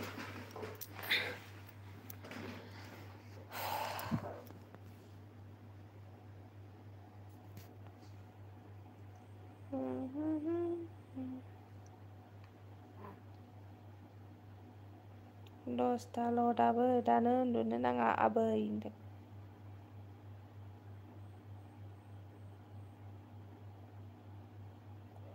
दसथाल' दानो उन्दुनो नाङा।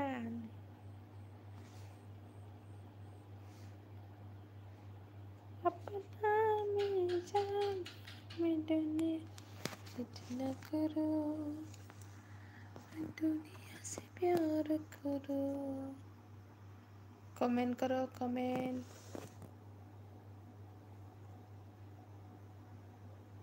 तुम जब कभी नदी कैमरा करते हो तो और कभी जब कैमरा दिखती हो फिर भी तुम इतनी ही सुंदर लगती हो। ऐसा क्या? Thank you. आंखौ माबा लेंहरदोंथाय आलासि जानो, गार्लफ्रेन्डखौबो लाना थांगौमोन आं। आब' फै, माला फैयो फन हर। बे फाग्ला बिदिजोंखि जायोनो। जितेंद्र दौलखिया हाय वेलकम मेरे एलबी में स्वागत है आपको। मेरे चैनल को सब्सक्राइब नहीं किया तो सब्सक्राइब कीजिए प्लीज़ जितेंद्र दौलखिया। और बैग चाहिए तो कमेंट कर देना, बोलो मैं बैग कर लूँगी।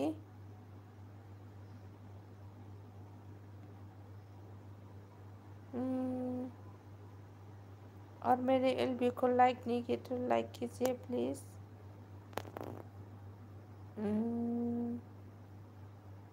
आंथ' 12था नङाबा उन्दुनो ओंखारा होनदों।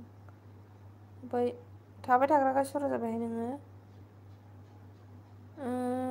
आं दिनै हिन्जाव मोननाय सिमां नुबा हामगौलै बायनो। दे नुगोन दे।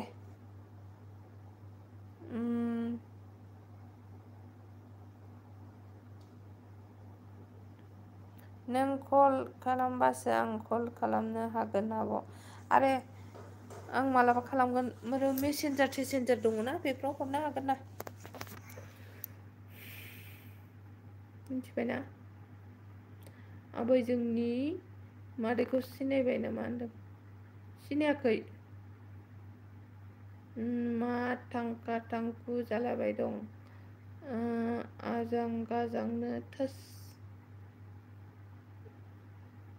अगर शक है अपने आप पर तो कोई ऐसे ही जाकर कोई एडिशन दे दो तुम, तब पता लगेगा कि मैं सच बोल रहा हूँ।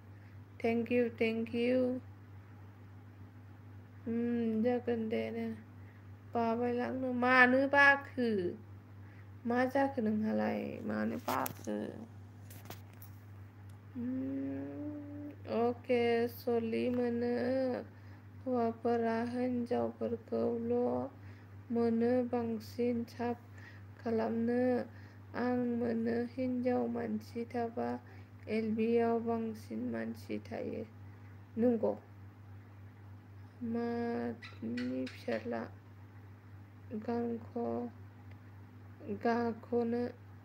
गानखौनो मादैनि फिसालाया गान खनो नाम बताओ। तुम्हारे मादै का बेटा का नाम क्या है?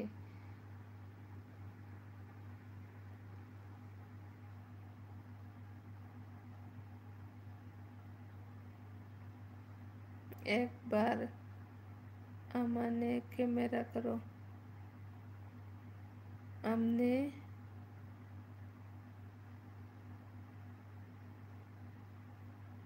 किरण हाय किरण बा सिस्टार बेनोबा इउटुब चेनेल दं आबै लिंक हरना दोन माबायाव फेसबुकआवहाय। टांकु टांका बेहाय दस क्या हुआ सामने कैमरा करो।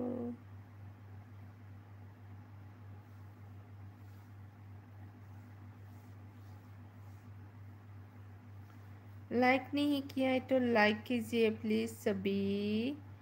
मादै बुंगालै आब' मसिसो बुङो बेयाव मादै बुङालै आब' मसिसो बुङो हिन्दीयाव। मादै फैफिनबाय नै एबारसो गाजा जासिगोन फैबाय दा नेहा आगै फैबाय जोंहा एबार गाजा जासिगोन। किरण नेहा के साथ फ्रेंड हो जाए। नेहा किरण के साथ फ्रेंड हो जाए प्लीज एक दूसरे से जुड़ जाइए। बातें बाद में भी होते रहेगा फ्रेंड होना जरूरी है नेहा। जै बालन्दा मादै रायजोनि जै हिन्जाव बुरै लाग्रानि थांबाय आं मासि जाम्बाहाय गथ'आ। Good night you thank you. और कोई ब्यूटी कंपटीशन में जल्दी पार्टिसिपेट करा भाई। थैंक यू संतोष सब्सक्राइब करके जाना मेरे चैनल को। एन सना बहा गोमाना दंमोन बिफोर बल बेहारा मा जादों बेहायनो एसे बिजिमोन अनुपमा बिफोर जी खाम अनुपमा बुला रही है बिफोर मोगथां आंखौसो जावबाय माथो बेलायनो सोर यू कम फ्रेंड इधर से। अनुपमा जी मैं अभी एक दे रहा हूँ आपको। हाँ अनुपमा हेलो अनुपमा दी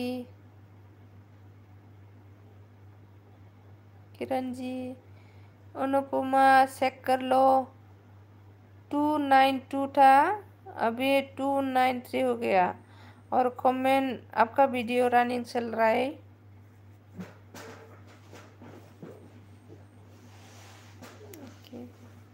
ये रहा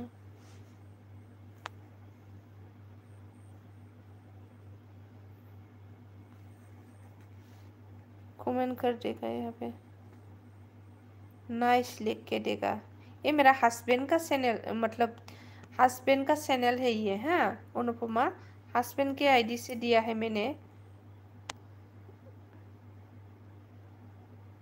अनुपमा दी 4 से और मुका डन कर लिए और आपका रिटर्न करती हूँ ओ जाकिर नार्जारि आब' नोंना फेसबुकआव आंनो फ्रेन्ड हरदे मनजुलि ब्रह्म फेसबुक पेजाव हरदे बेनो प्रफाइल बेनो नाम मोनथिबाय ओइ एन फर नबल थोस बोरैबानो बाय आंनो हिन्जाव बुरै लाग्रा बुंनाया सोरमोन बे माबा जानांगौ लोंनांगौ JL ब्लग्स थांबाय थैंक्स जी 3 आईडी दिया 3 आईडी कल दे दूंगी कल मतलब लाइव रखते ही दे दूंगी अनुपमा जी आप भी दे देना मेरे को ठीक है new friend come please 4 ID से साथ नेहा के साथ फ्रेंड हो जाए 4 आईडी के साथ किरण की पास भी आईडी है नेहा सोरथो हिन्जाव बुरै लालायखो हा होनदों मादै आइ फिसालानि नामा मादै एल फिसालानि नामा मा एल ना मिथिगोन नामा नै हिन्जाव बुरै लाग्रा दङ दाबो जानांगौ लोंनांगौआ रायलायखोमाबा थैखाबायसोमोन ना एना मा आजि आइलि जाइलि थोस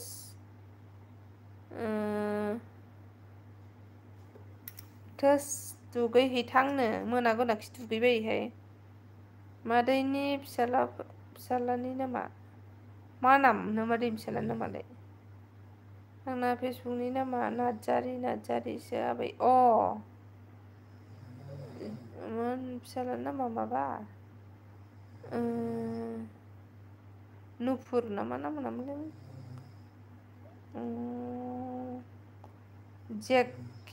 जाकिल नार्जारि नोंनो बिफा मैया थोस नों मामानि हागै सापर्टखौ लाथार आरोना माबाजों ला दे किरनाबो दङ आरो माबानाबो दङ मा नाम होनोमोनलाय क्या नाम था कमेंट करो जो भी था अनुपमा जी किरण जी आप लोग कमेंट कर दीजिए नेहा आप लोगों को सपोर्ट करने वाला है 4 आईडी से अगर सपोर्ट चाहिए तो कमेंट कीजिए प्लीज है कि नहीं मेरे एलबी में किरण और अनुपमा जी जाकिल नार्जारि मादैनि फिसालानि नामा सिनायाहाय आङो मोनथिया नुबासो सिनायगोन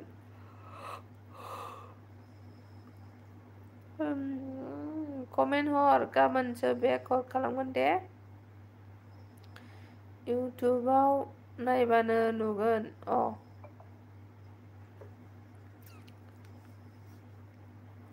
नेहा क्या बोलते क्या नाम था अनुपमा जी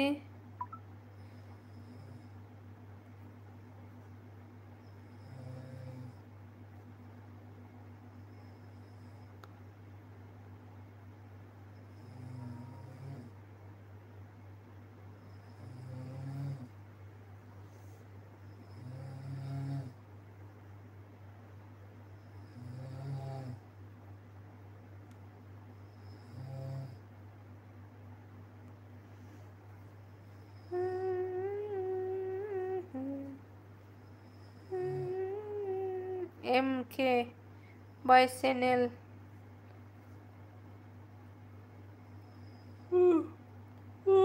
नेहा कैसेना नोङो किरण हाय नेहा सपोर्ट करो 4 आईडी से किरण के साथ एक्सचेंज कीजिए किरण नेहा को बोलो किरण एक्सेन्ट कीजिए, एक्सेन्ट कीजिए, एक्सेन्ट एक दूसरे के साथ। ओके नेहा किरणजों एक्सेन्ज खालामदो फरायदि थाब थाब 1K जानायनि। थोस बिफा खाथियाव फै मोदोम नाजाबाय थानो हानाय नङा आं फाग्लानो। थोस बिफा खाथियाव फै मोदोम नायजोनो थानो हानाय नङा नों फाग्ला। मोदोम नाजानो थानो हानाय नङा नों फाग्ला। मारै होनखो नेहा बुजियासै आं मा मोदोम नाजानो ना मा होनदों? Neha ji please come. नेहा बुला रही है आपको किरण ने। प्लीज सपोर्ट लीजिए मतलब एक्सचेंज कीजिए नेहा। नेहा नायलायबाय नायलायबायल' थायो कमेन्टखौनो खालामा आब'। मा खालामनो सानो खोमा। ओके किरण प्लीज कम बोला है। सानो आं नोंनि बै अननायखौ गान खननायालाय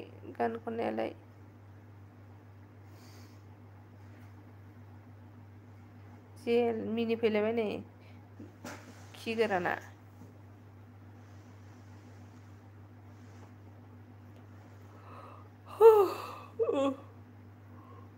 ओके किरण प्लीज कम बोला है। चलो एक्सचेंज कीजिए तुम दोनों।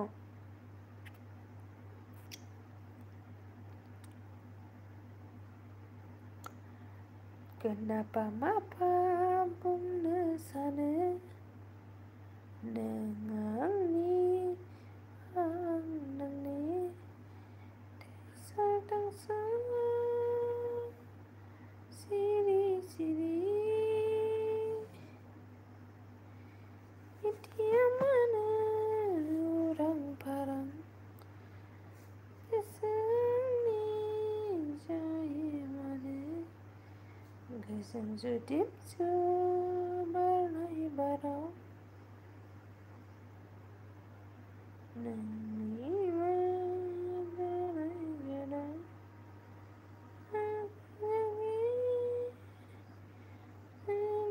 फैयो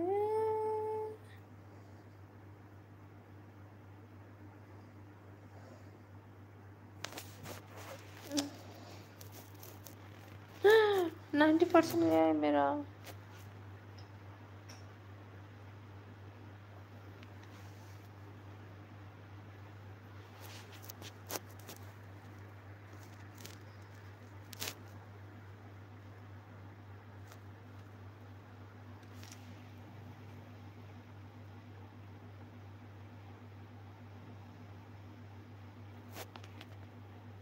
मा जाखो गिदिंबाय नामा?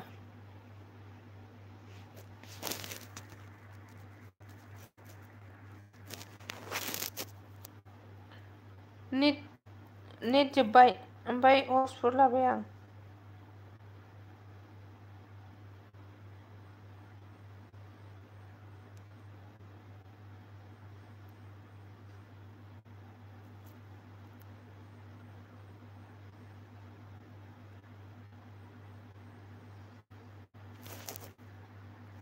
दाबो थेनथ'वाखै नामा सनानो?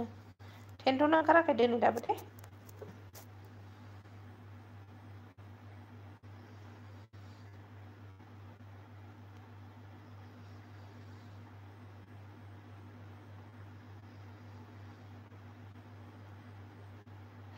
देखो नेहा तुमको क्या बोल रहा है भालोबासि आमि एन मुसारि नै मोगथाङासो ओंखारबाय हिनजाव बुरि लाग्रा मोगथाङा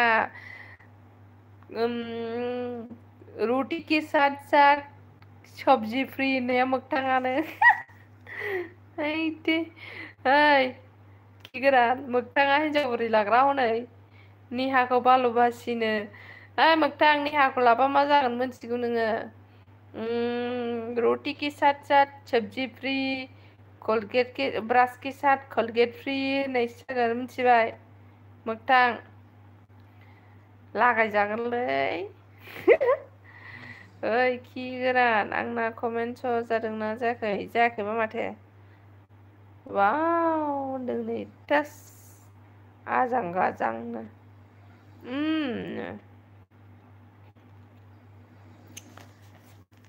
उन्दुनो ओंखारबाय आं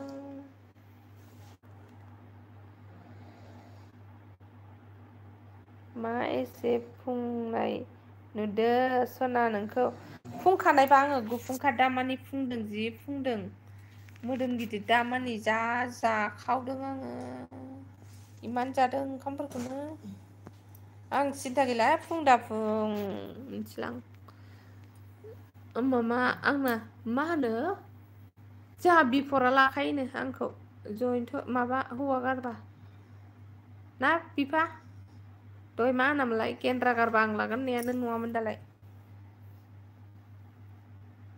एनालाय उन्दुला नामा एफा हराव होनदों मिनिदों होननाय जोंहा एनारा गैया get one buy one free yes मोनसे बायबा मोनसे फ्रि हिन्जाव बुरि लाग्रा होनदोलाय जेलासो हिन्जाव बुरि लानानै खावनो थांनानै बुना हरजाना दो लानानै दङ उन्दुनो दानो जेबोआनो जायाखै दासो मोनाहांदों नङा होमबा निहा ओइ अनुपमा जी वान्डान अनुपमा साइड चला गया है किरण सिस्टर आप कमेंट करके रखना ये बैक करेगा पक्का बिफोरा केमेराजों खेबाले आंखौ खेबखो ना माखो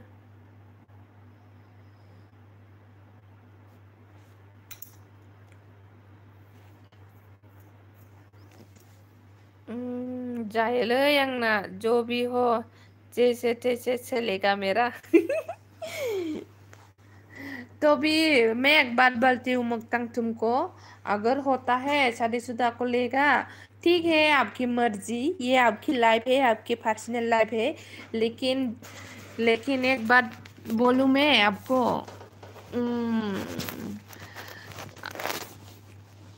मतलब तुम तो लेगा ठीक है तुम्हारा माँ बाप लेगा क्या नेहा मिनी हरबाय तुम तो शादी मंजुली सोना नो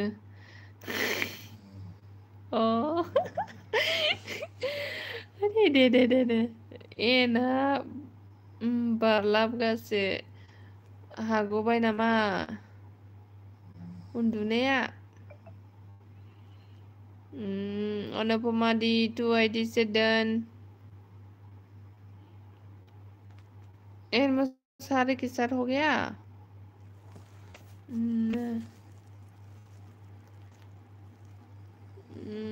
नोंखौ खावनो थांनायानो अख्लाबना होनाया बावबाय नामा सनानो दा एखे हामलालै मानसिखौ खाथियाव मोनब्ला एखे फिखुङाव लावथि बायो होनाय बायदि आखाइजोंनो दुब दाब दाब सिगाङाव दुमफ्ला दामनाय बायदि नोंसिनि बे माबा माबि फ्रि होननायखौ मिनिनो ओंखारदोंनो हरैहाय सोरबा कलगेट फ्रि माबा फ्रि गेट बाय वान गेट फ्रि होनलागासिनो दङ एनारागै नोंहाबो बाय वान गेट फ्रि लायो नामा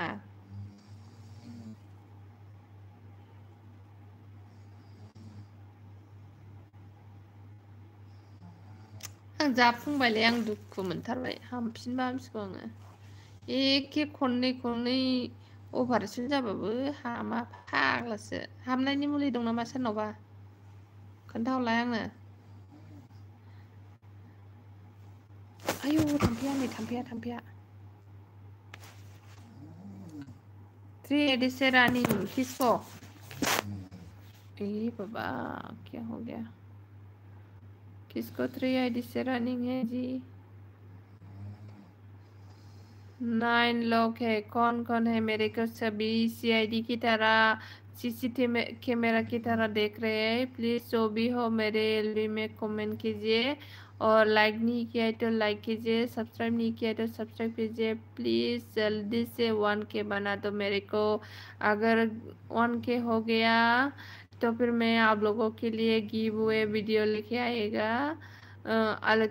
अलग तरीके से, मतलब अलग गेम होगा ये गिव अवे तो मैंने सोच लिया है क्या गिफ्ट देगा बोरो मा दोङै नोंथां मोगथां थांबो जावबाय थायोना बिसोरो थांदो जावबाय थायोना बिसोरो होनदों जितेंद्र। हाय भाभी, हाय फिर से स्वागत है आपको मेरे एलपी में। मोनबा लायोनो, आयु मोनबा लायोनो बेबो सिरिनो। नोंमारगौ जावलिया जाजोबमारबाय। सेंग्राफ्रा हाबा जाखानाय हिनजावफोरखौल' मेगन नोजोर होयो आरो सिख्लाफ्रा जोंनि फिसायखौ नोजोर होयो। थारमाने बेखौ मा होनो मिथिबायना? एक्सपिरियेन्स थाखा खामायनो गोरोंखा, मावनो गोरोंखा, नङा होमबा? इना आरो जेनेबा हिनजावफ्रा हाबा जाखानायफ्राबो हाबा जाफ्रामखानाय नालाय बुजिबाय।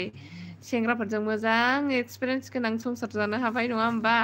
आरो सिख्लाफ्रा नागिरनो हौवाफोरखौ एक्सपिरियेन्स लाखानाय संसार जानायाव, नङा होमबा? ओंखायनो मालाय नै हाबा जाखानाय फिसायखौल' नागिरो। साबधान लाखा बयनिबो हिनजाव, बयनिबो फिसाय बिसि, मिथिबाय? नङाबा मुगानि कर'ना भाइरास बायदि नांजागोनबो। भाइरासआ, खारनाय भाइरासआ। जेल ब्लक, मोगथाङा मा होनदों? Jail block, you are meaningless प्लेस्टेड English, I don't know Hindi talking. क्या मीनिंगलेस? क्या मीनिंगलेस मतलब क्या बात बोली जेल ने?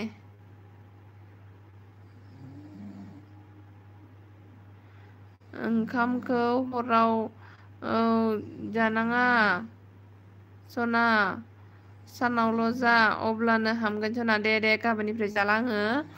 किरण 387 किसको डन किया है? Anupama ji for done. Kiran ji for डन।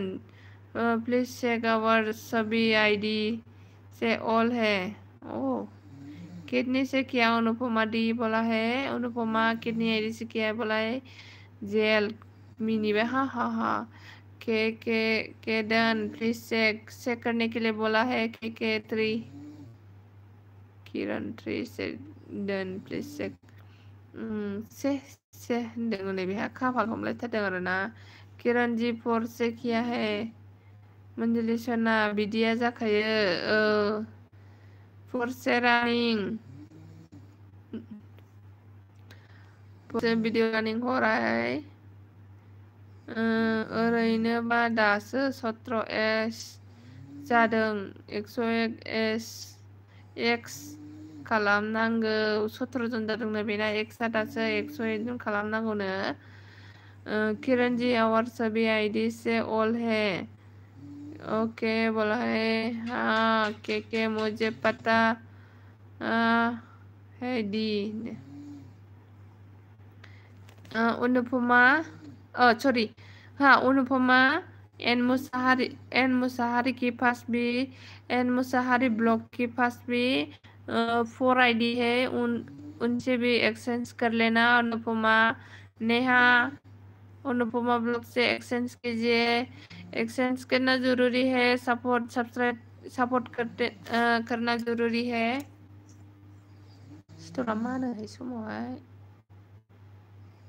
अनुपमा जेल मतलब आज ये सपोर्ट नहीं करेगा। जेल आज बहुत दुख है, उसका दिल टूट गया है क्योंकि बहुत सारा आन हुआ है, बोला है उसका।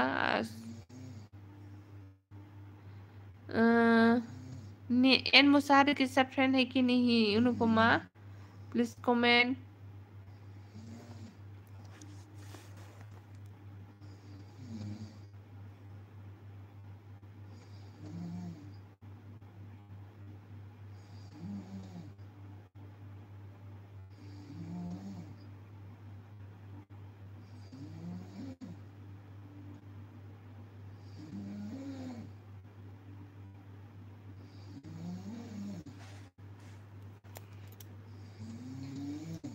सात लोग है, कोई कमेंट नहीं करता है। अनुपमा मैं आपको 3 आईडी से दिया है, मेरे को कितनी आईडी से दिया है प्लीज बता सकती हो आप अनुपमा जी?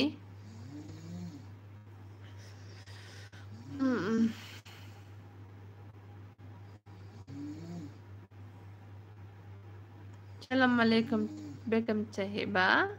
Assalamualaikum before bipa होनदों.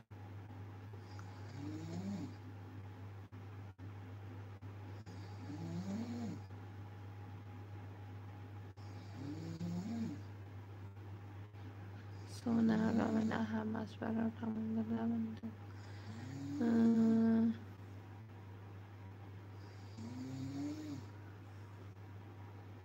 Sona gawan monaयाव mas bar tangan. Oh deh. Anupama di for settle please check.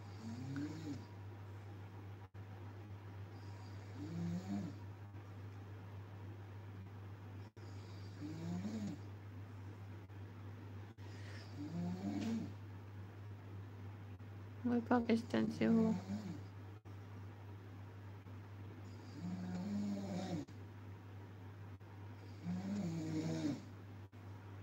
उन्दुनो ओंखारबाय आं.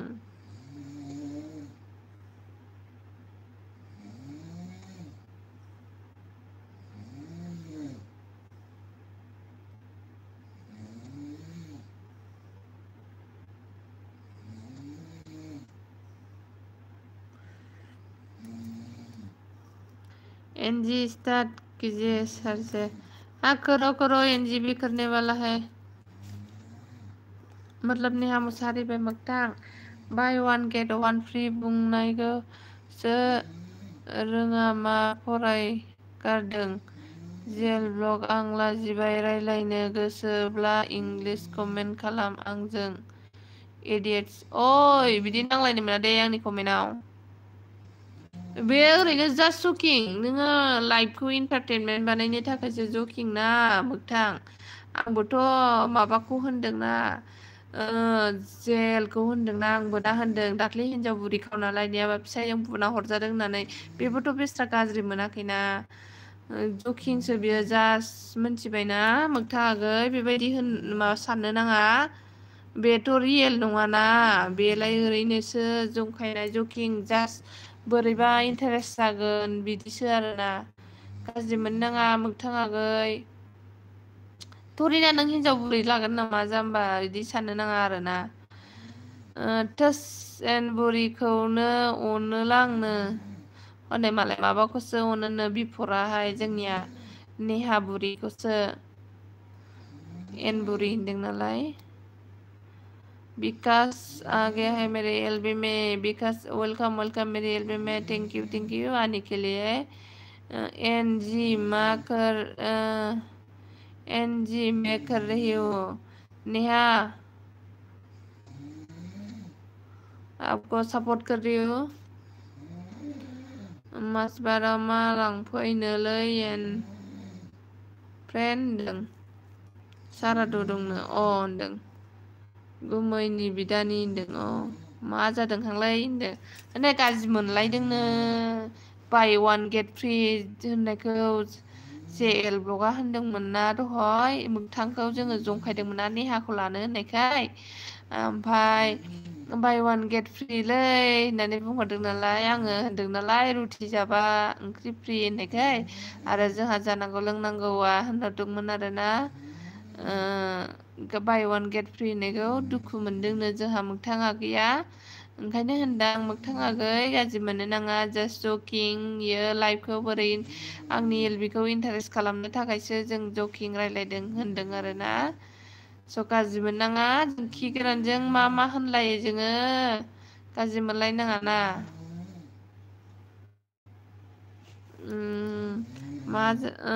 थैंक यू अनुपमा दी. अनुपमा आपको थैंक यू बोल रहे हैं. रावबो दा गाज्रि मोन सनाफोर बिदि साननायखौ गार दे आगैमोन होनदों. ओइ नोंखौ मा बुंदोंलै आं मोगथां नों आंखौ दिनैसो लोगो मोननो हागौ. जों मन्जुलि दं आं दं एदावलायबाय थाखायो. joking, but I know you were talking. Comment JL blog sister, please silent. मेरे को इंग्लिश नहीं आता है, बात करना है तो हिंदी से बोलो और नहीं तो बोरो से कीजिए। इंग्लिश में फाइट मत करना, बिल्कुल मजा नहीं आएगा, क्योंकि मैं समझ में ही नहीं पाएगा तो मैं पढ़ेगा कैसे, मतलब बोलेगा कैसे, कैसे जो क्या बोलो। एनजी वन से भिडिअ स्टार्ट। नेहा नोंखौ मोनसे भिडिअ मोनसे जों दान खालामबायनो किरण गार्डेन केरिंआ नायदो। नेहाखै मोगथां प्लिज सुब जाव बोलाय जालालै बेहाय आयं गेट आउट ओइ बिफा मासिबां हमख्रबखो नोंलाय थोस आरे नोंहा मा प्रब्लेम जादों नोंखौ बुङाखै आं जेबो मोगथां होनदों जेबो नङालै मोगथां आगै नेहा जी नेहा उत्तर दो जी किरण बोलाय सोरबा दम दं ब्ला इंग्लिश रायलाय आंजों जों रोङा माबाबो आंबो मा होनो नेहाबो रोङा आंबो रोङा बिफरबो रोङा आरो माबायाबो रोङा जोंना खि गोदाना जानांगौ लोंनांगौ जे एल ब्लगआथ' रोंखाथारा लेखा फरायनो थिनबा बिफाङावसो गाखोना थायोमोननो बियो खि माबाया जे एलाहाय ओंखायनो जेबो रोङा दा आंबोथ' रोंखाया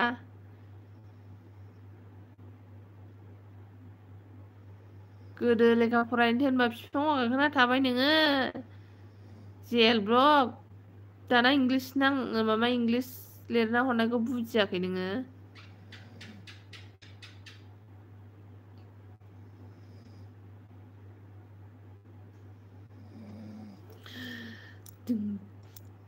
आं गान खनसे स्रायनो नोंसोर नांलायबाय थायोना र' मा गान भिडिअ सुरु अके मा गान खननो नोंलाय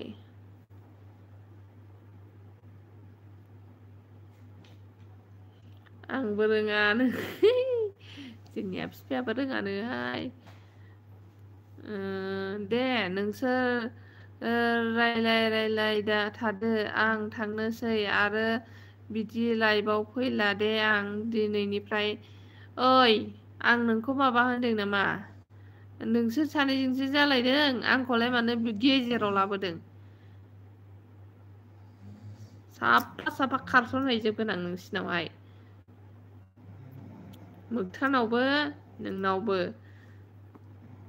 मोगथांजों थांनोसै आं नै मोगथांजों थांसै होनो नेहाया होमबालाय नेहायानो थांदों मोगथांजों आङो नै खि गोरानजों थांसै one second please check Nehaji Neha support खालामबायनो मोनसेजों नायनो थिनदोंमोन उत्तर हरदो गाबोन खालामगोन होननानैहाय हिन्दीनि बुंहरदो नङाबा दा बुंहरबाय थागोन बे नेहा आरे टाटा नेहा मोगथांजों थांदो नोंहा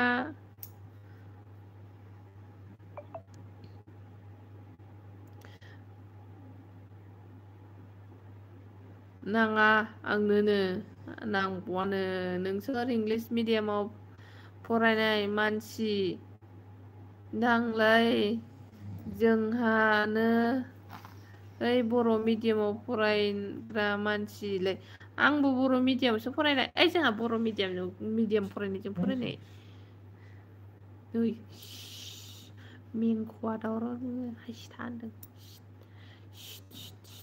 ओइ मोगथां ओइ खि गोरान नै जोंना मेनख'आ माबायदि आखाइ हेबनानै उन्दुयो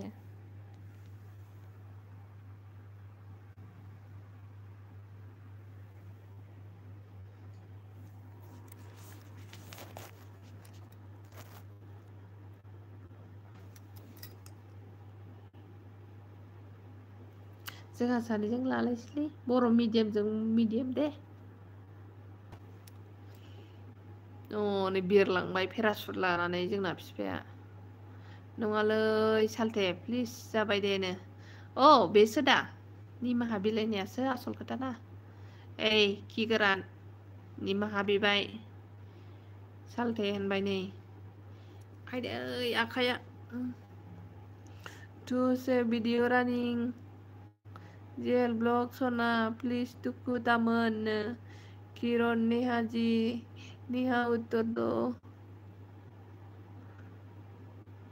बोरो जोंना बिफाया उफाय थांखो माबाया खि गोरान बिफाया खि गोरान बारियाव जिरायनानै लाइभ होग्राया बोरो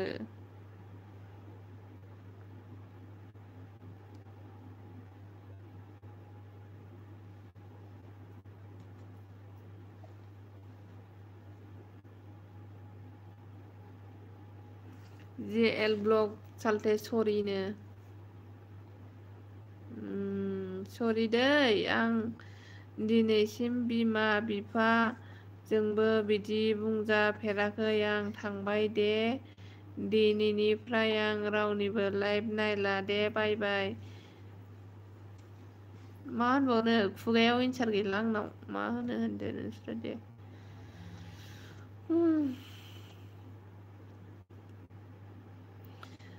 बिफा अ बिफा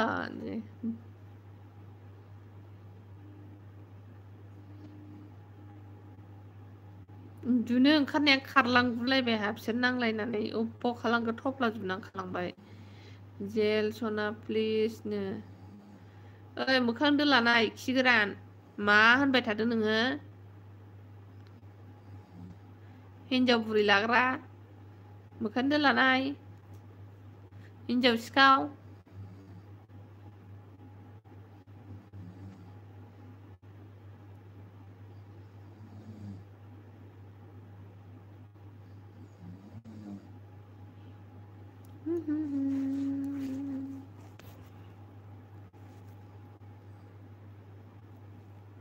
आदे आदे आदे आदे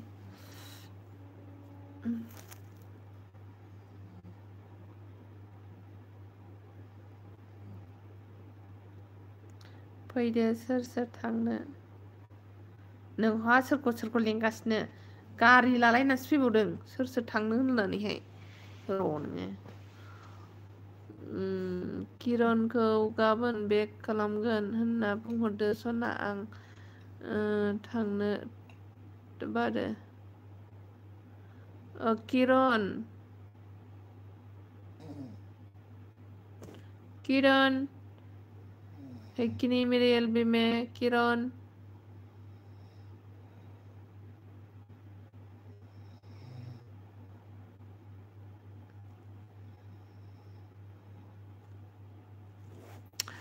उफ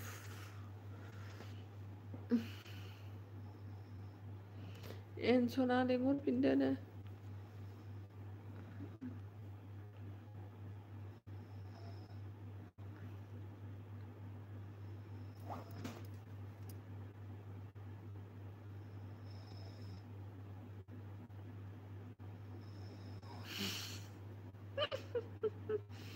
बिफोरा नाहरदो बिफोरा माले माबा पिक्सार हरदों माबा नेहा नाहरलाय इमान फाग्लागा जेल जिउ मानो बिदि सानखो बिदिया थाखायो प्लिज थांमारबाय खोमा फाग्लाया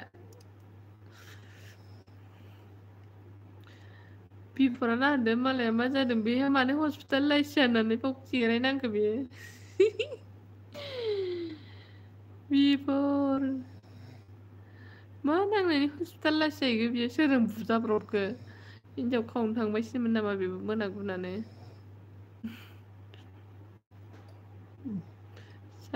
कर ब्रेक गया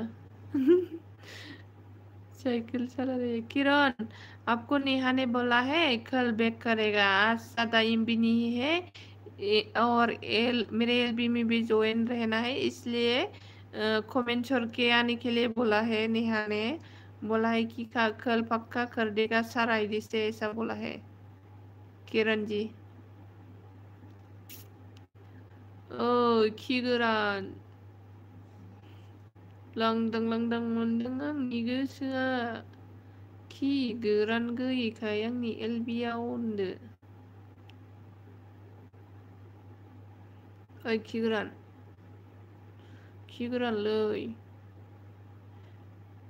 ओइ खि गोरान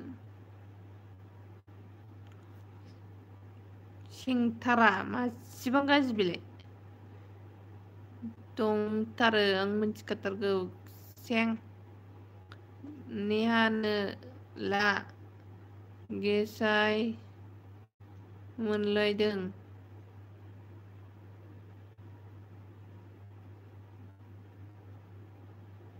मा होनदों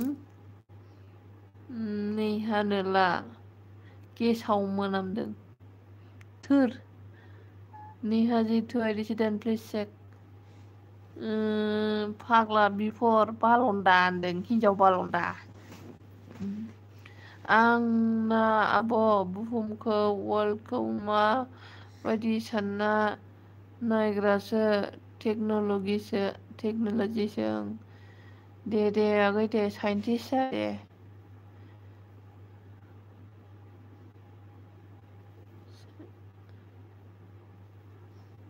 मोगथां आगै दे मोजां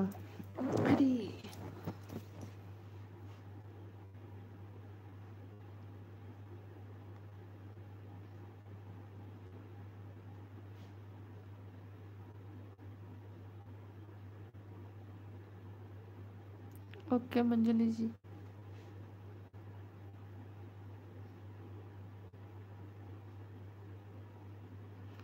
बालन्दा अमा बन्दा होनलाय बालन्दा अमा बन्दा होनबायना ओके नेहाजी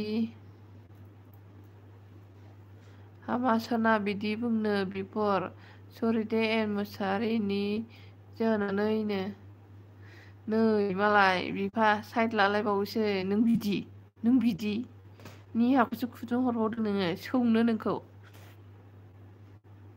ट्रेस रानिं भिडिअ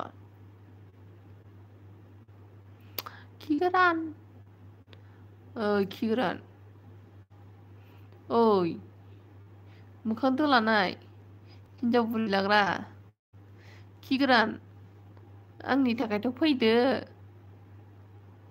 खिगोरान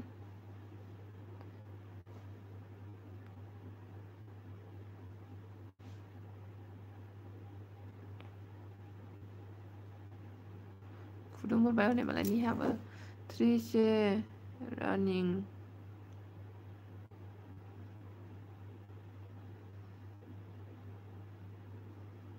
खिगोरान गावहा मालायजों नालाय मालाय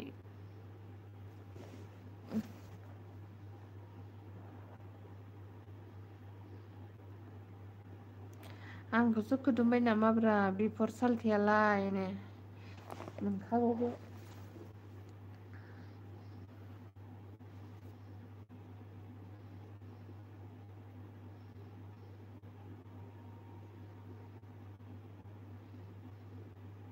खिगोरान ओइ खिगोरान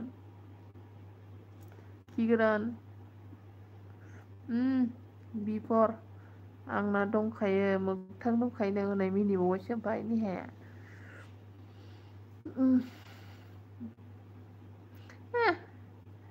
बिफर मा जाखो बेलाय लागायदों मंजुलि सना बिफराबो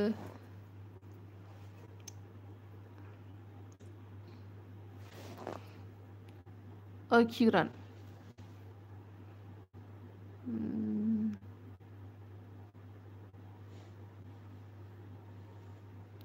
रोमेना रेड्डी हाय वेलकम रोमेना रेड्डी मेरे एलबी में आपको स्वागत है मेरे एलबी में मेरे दिल से मेरे चैनल को सब्सक्राइब नहीं किया है तो सब्सक्राइब करो प्लीज रमना रेड्डी आप कहाँ से हो और कैसे हो बताओ बिफोर चुप से देख रहे सॉरी चुपके ओ सॉरी चुपके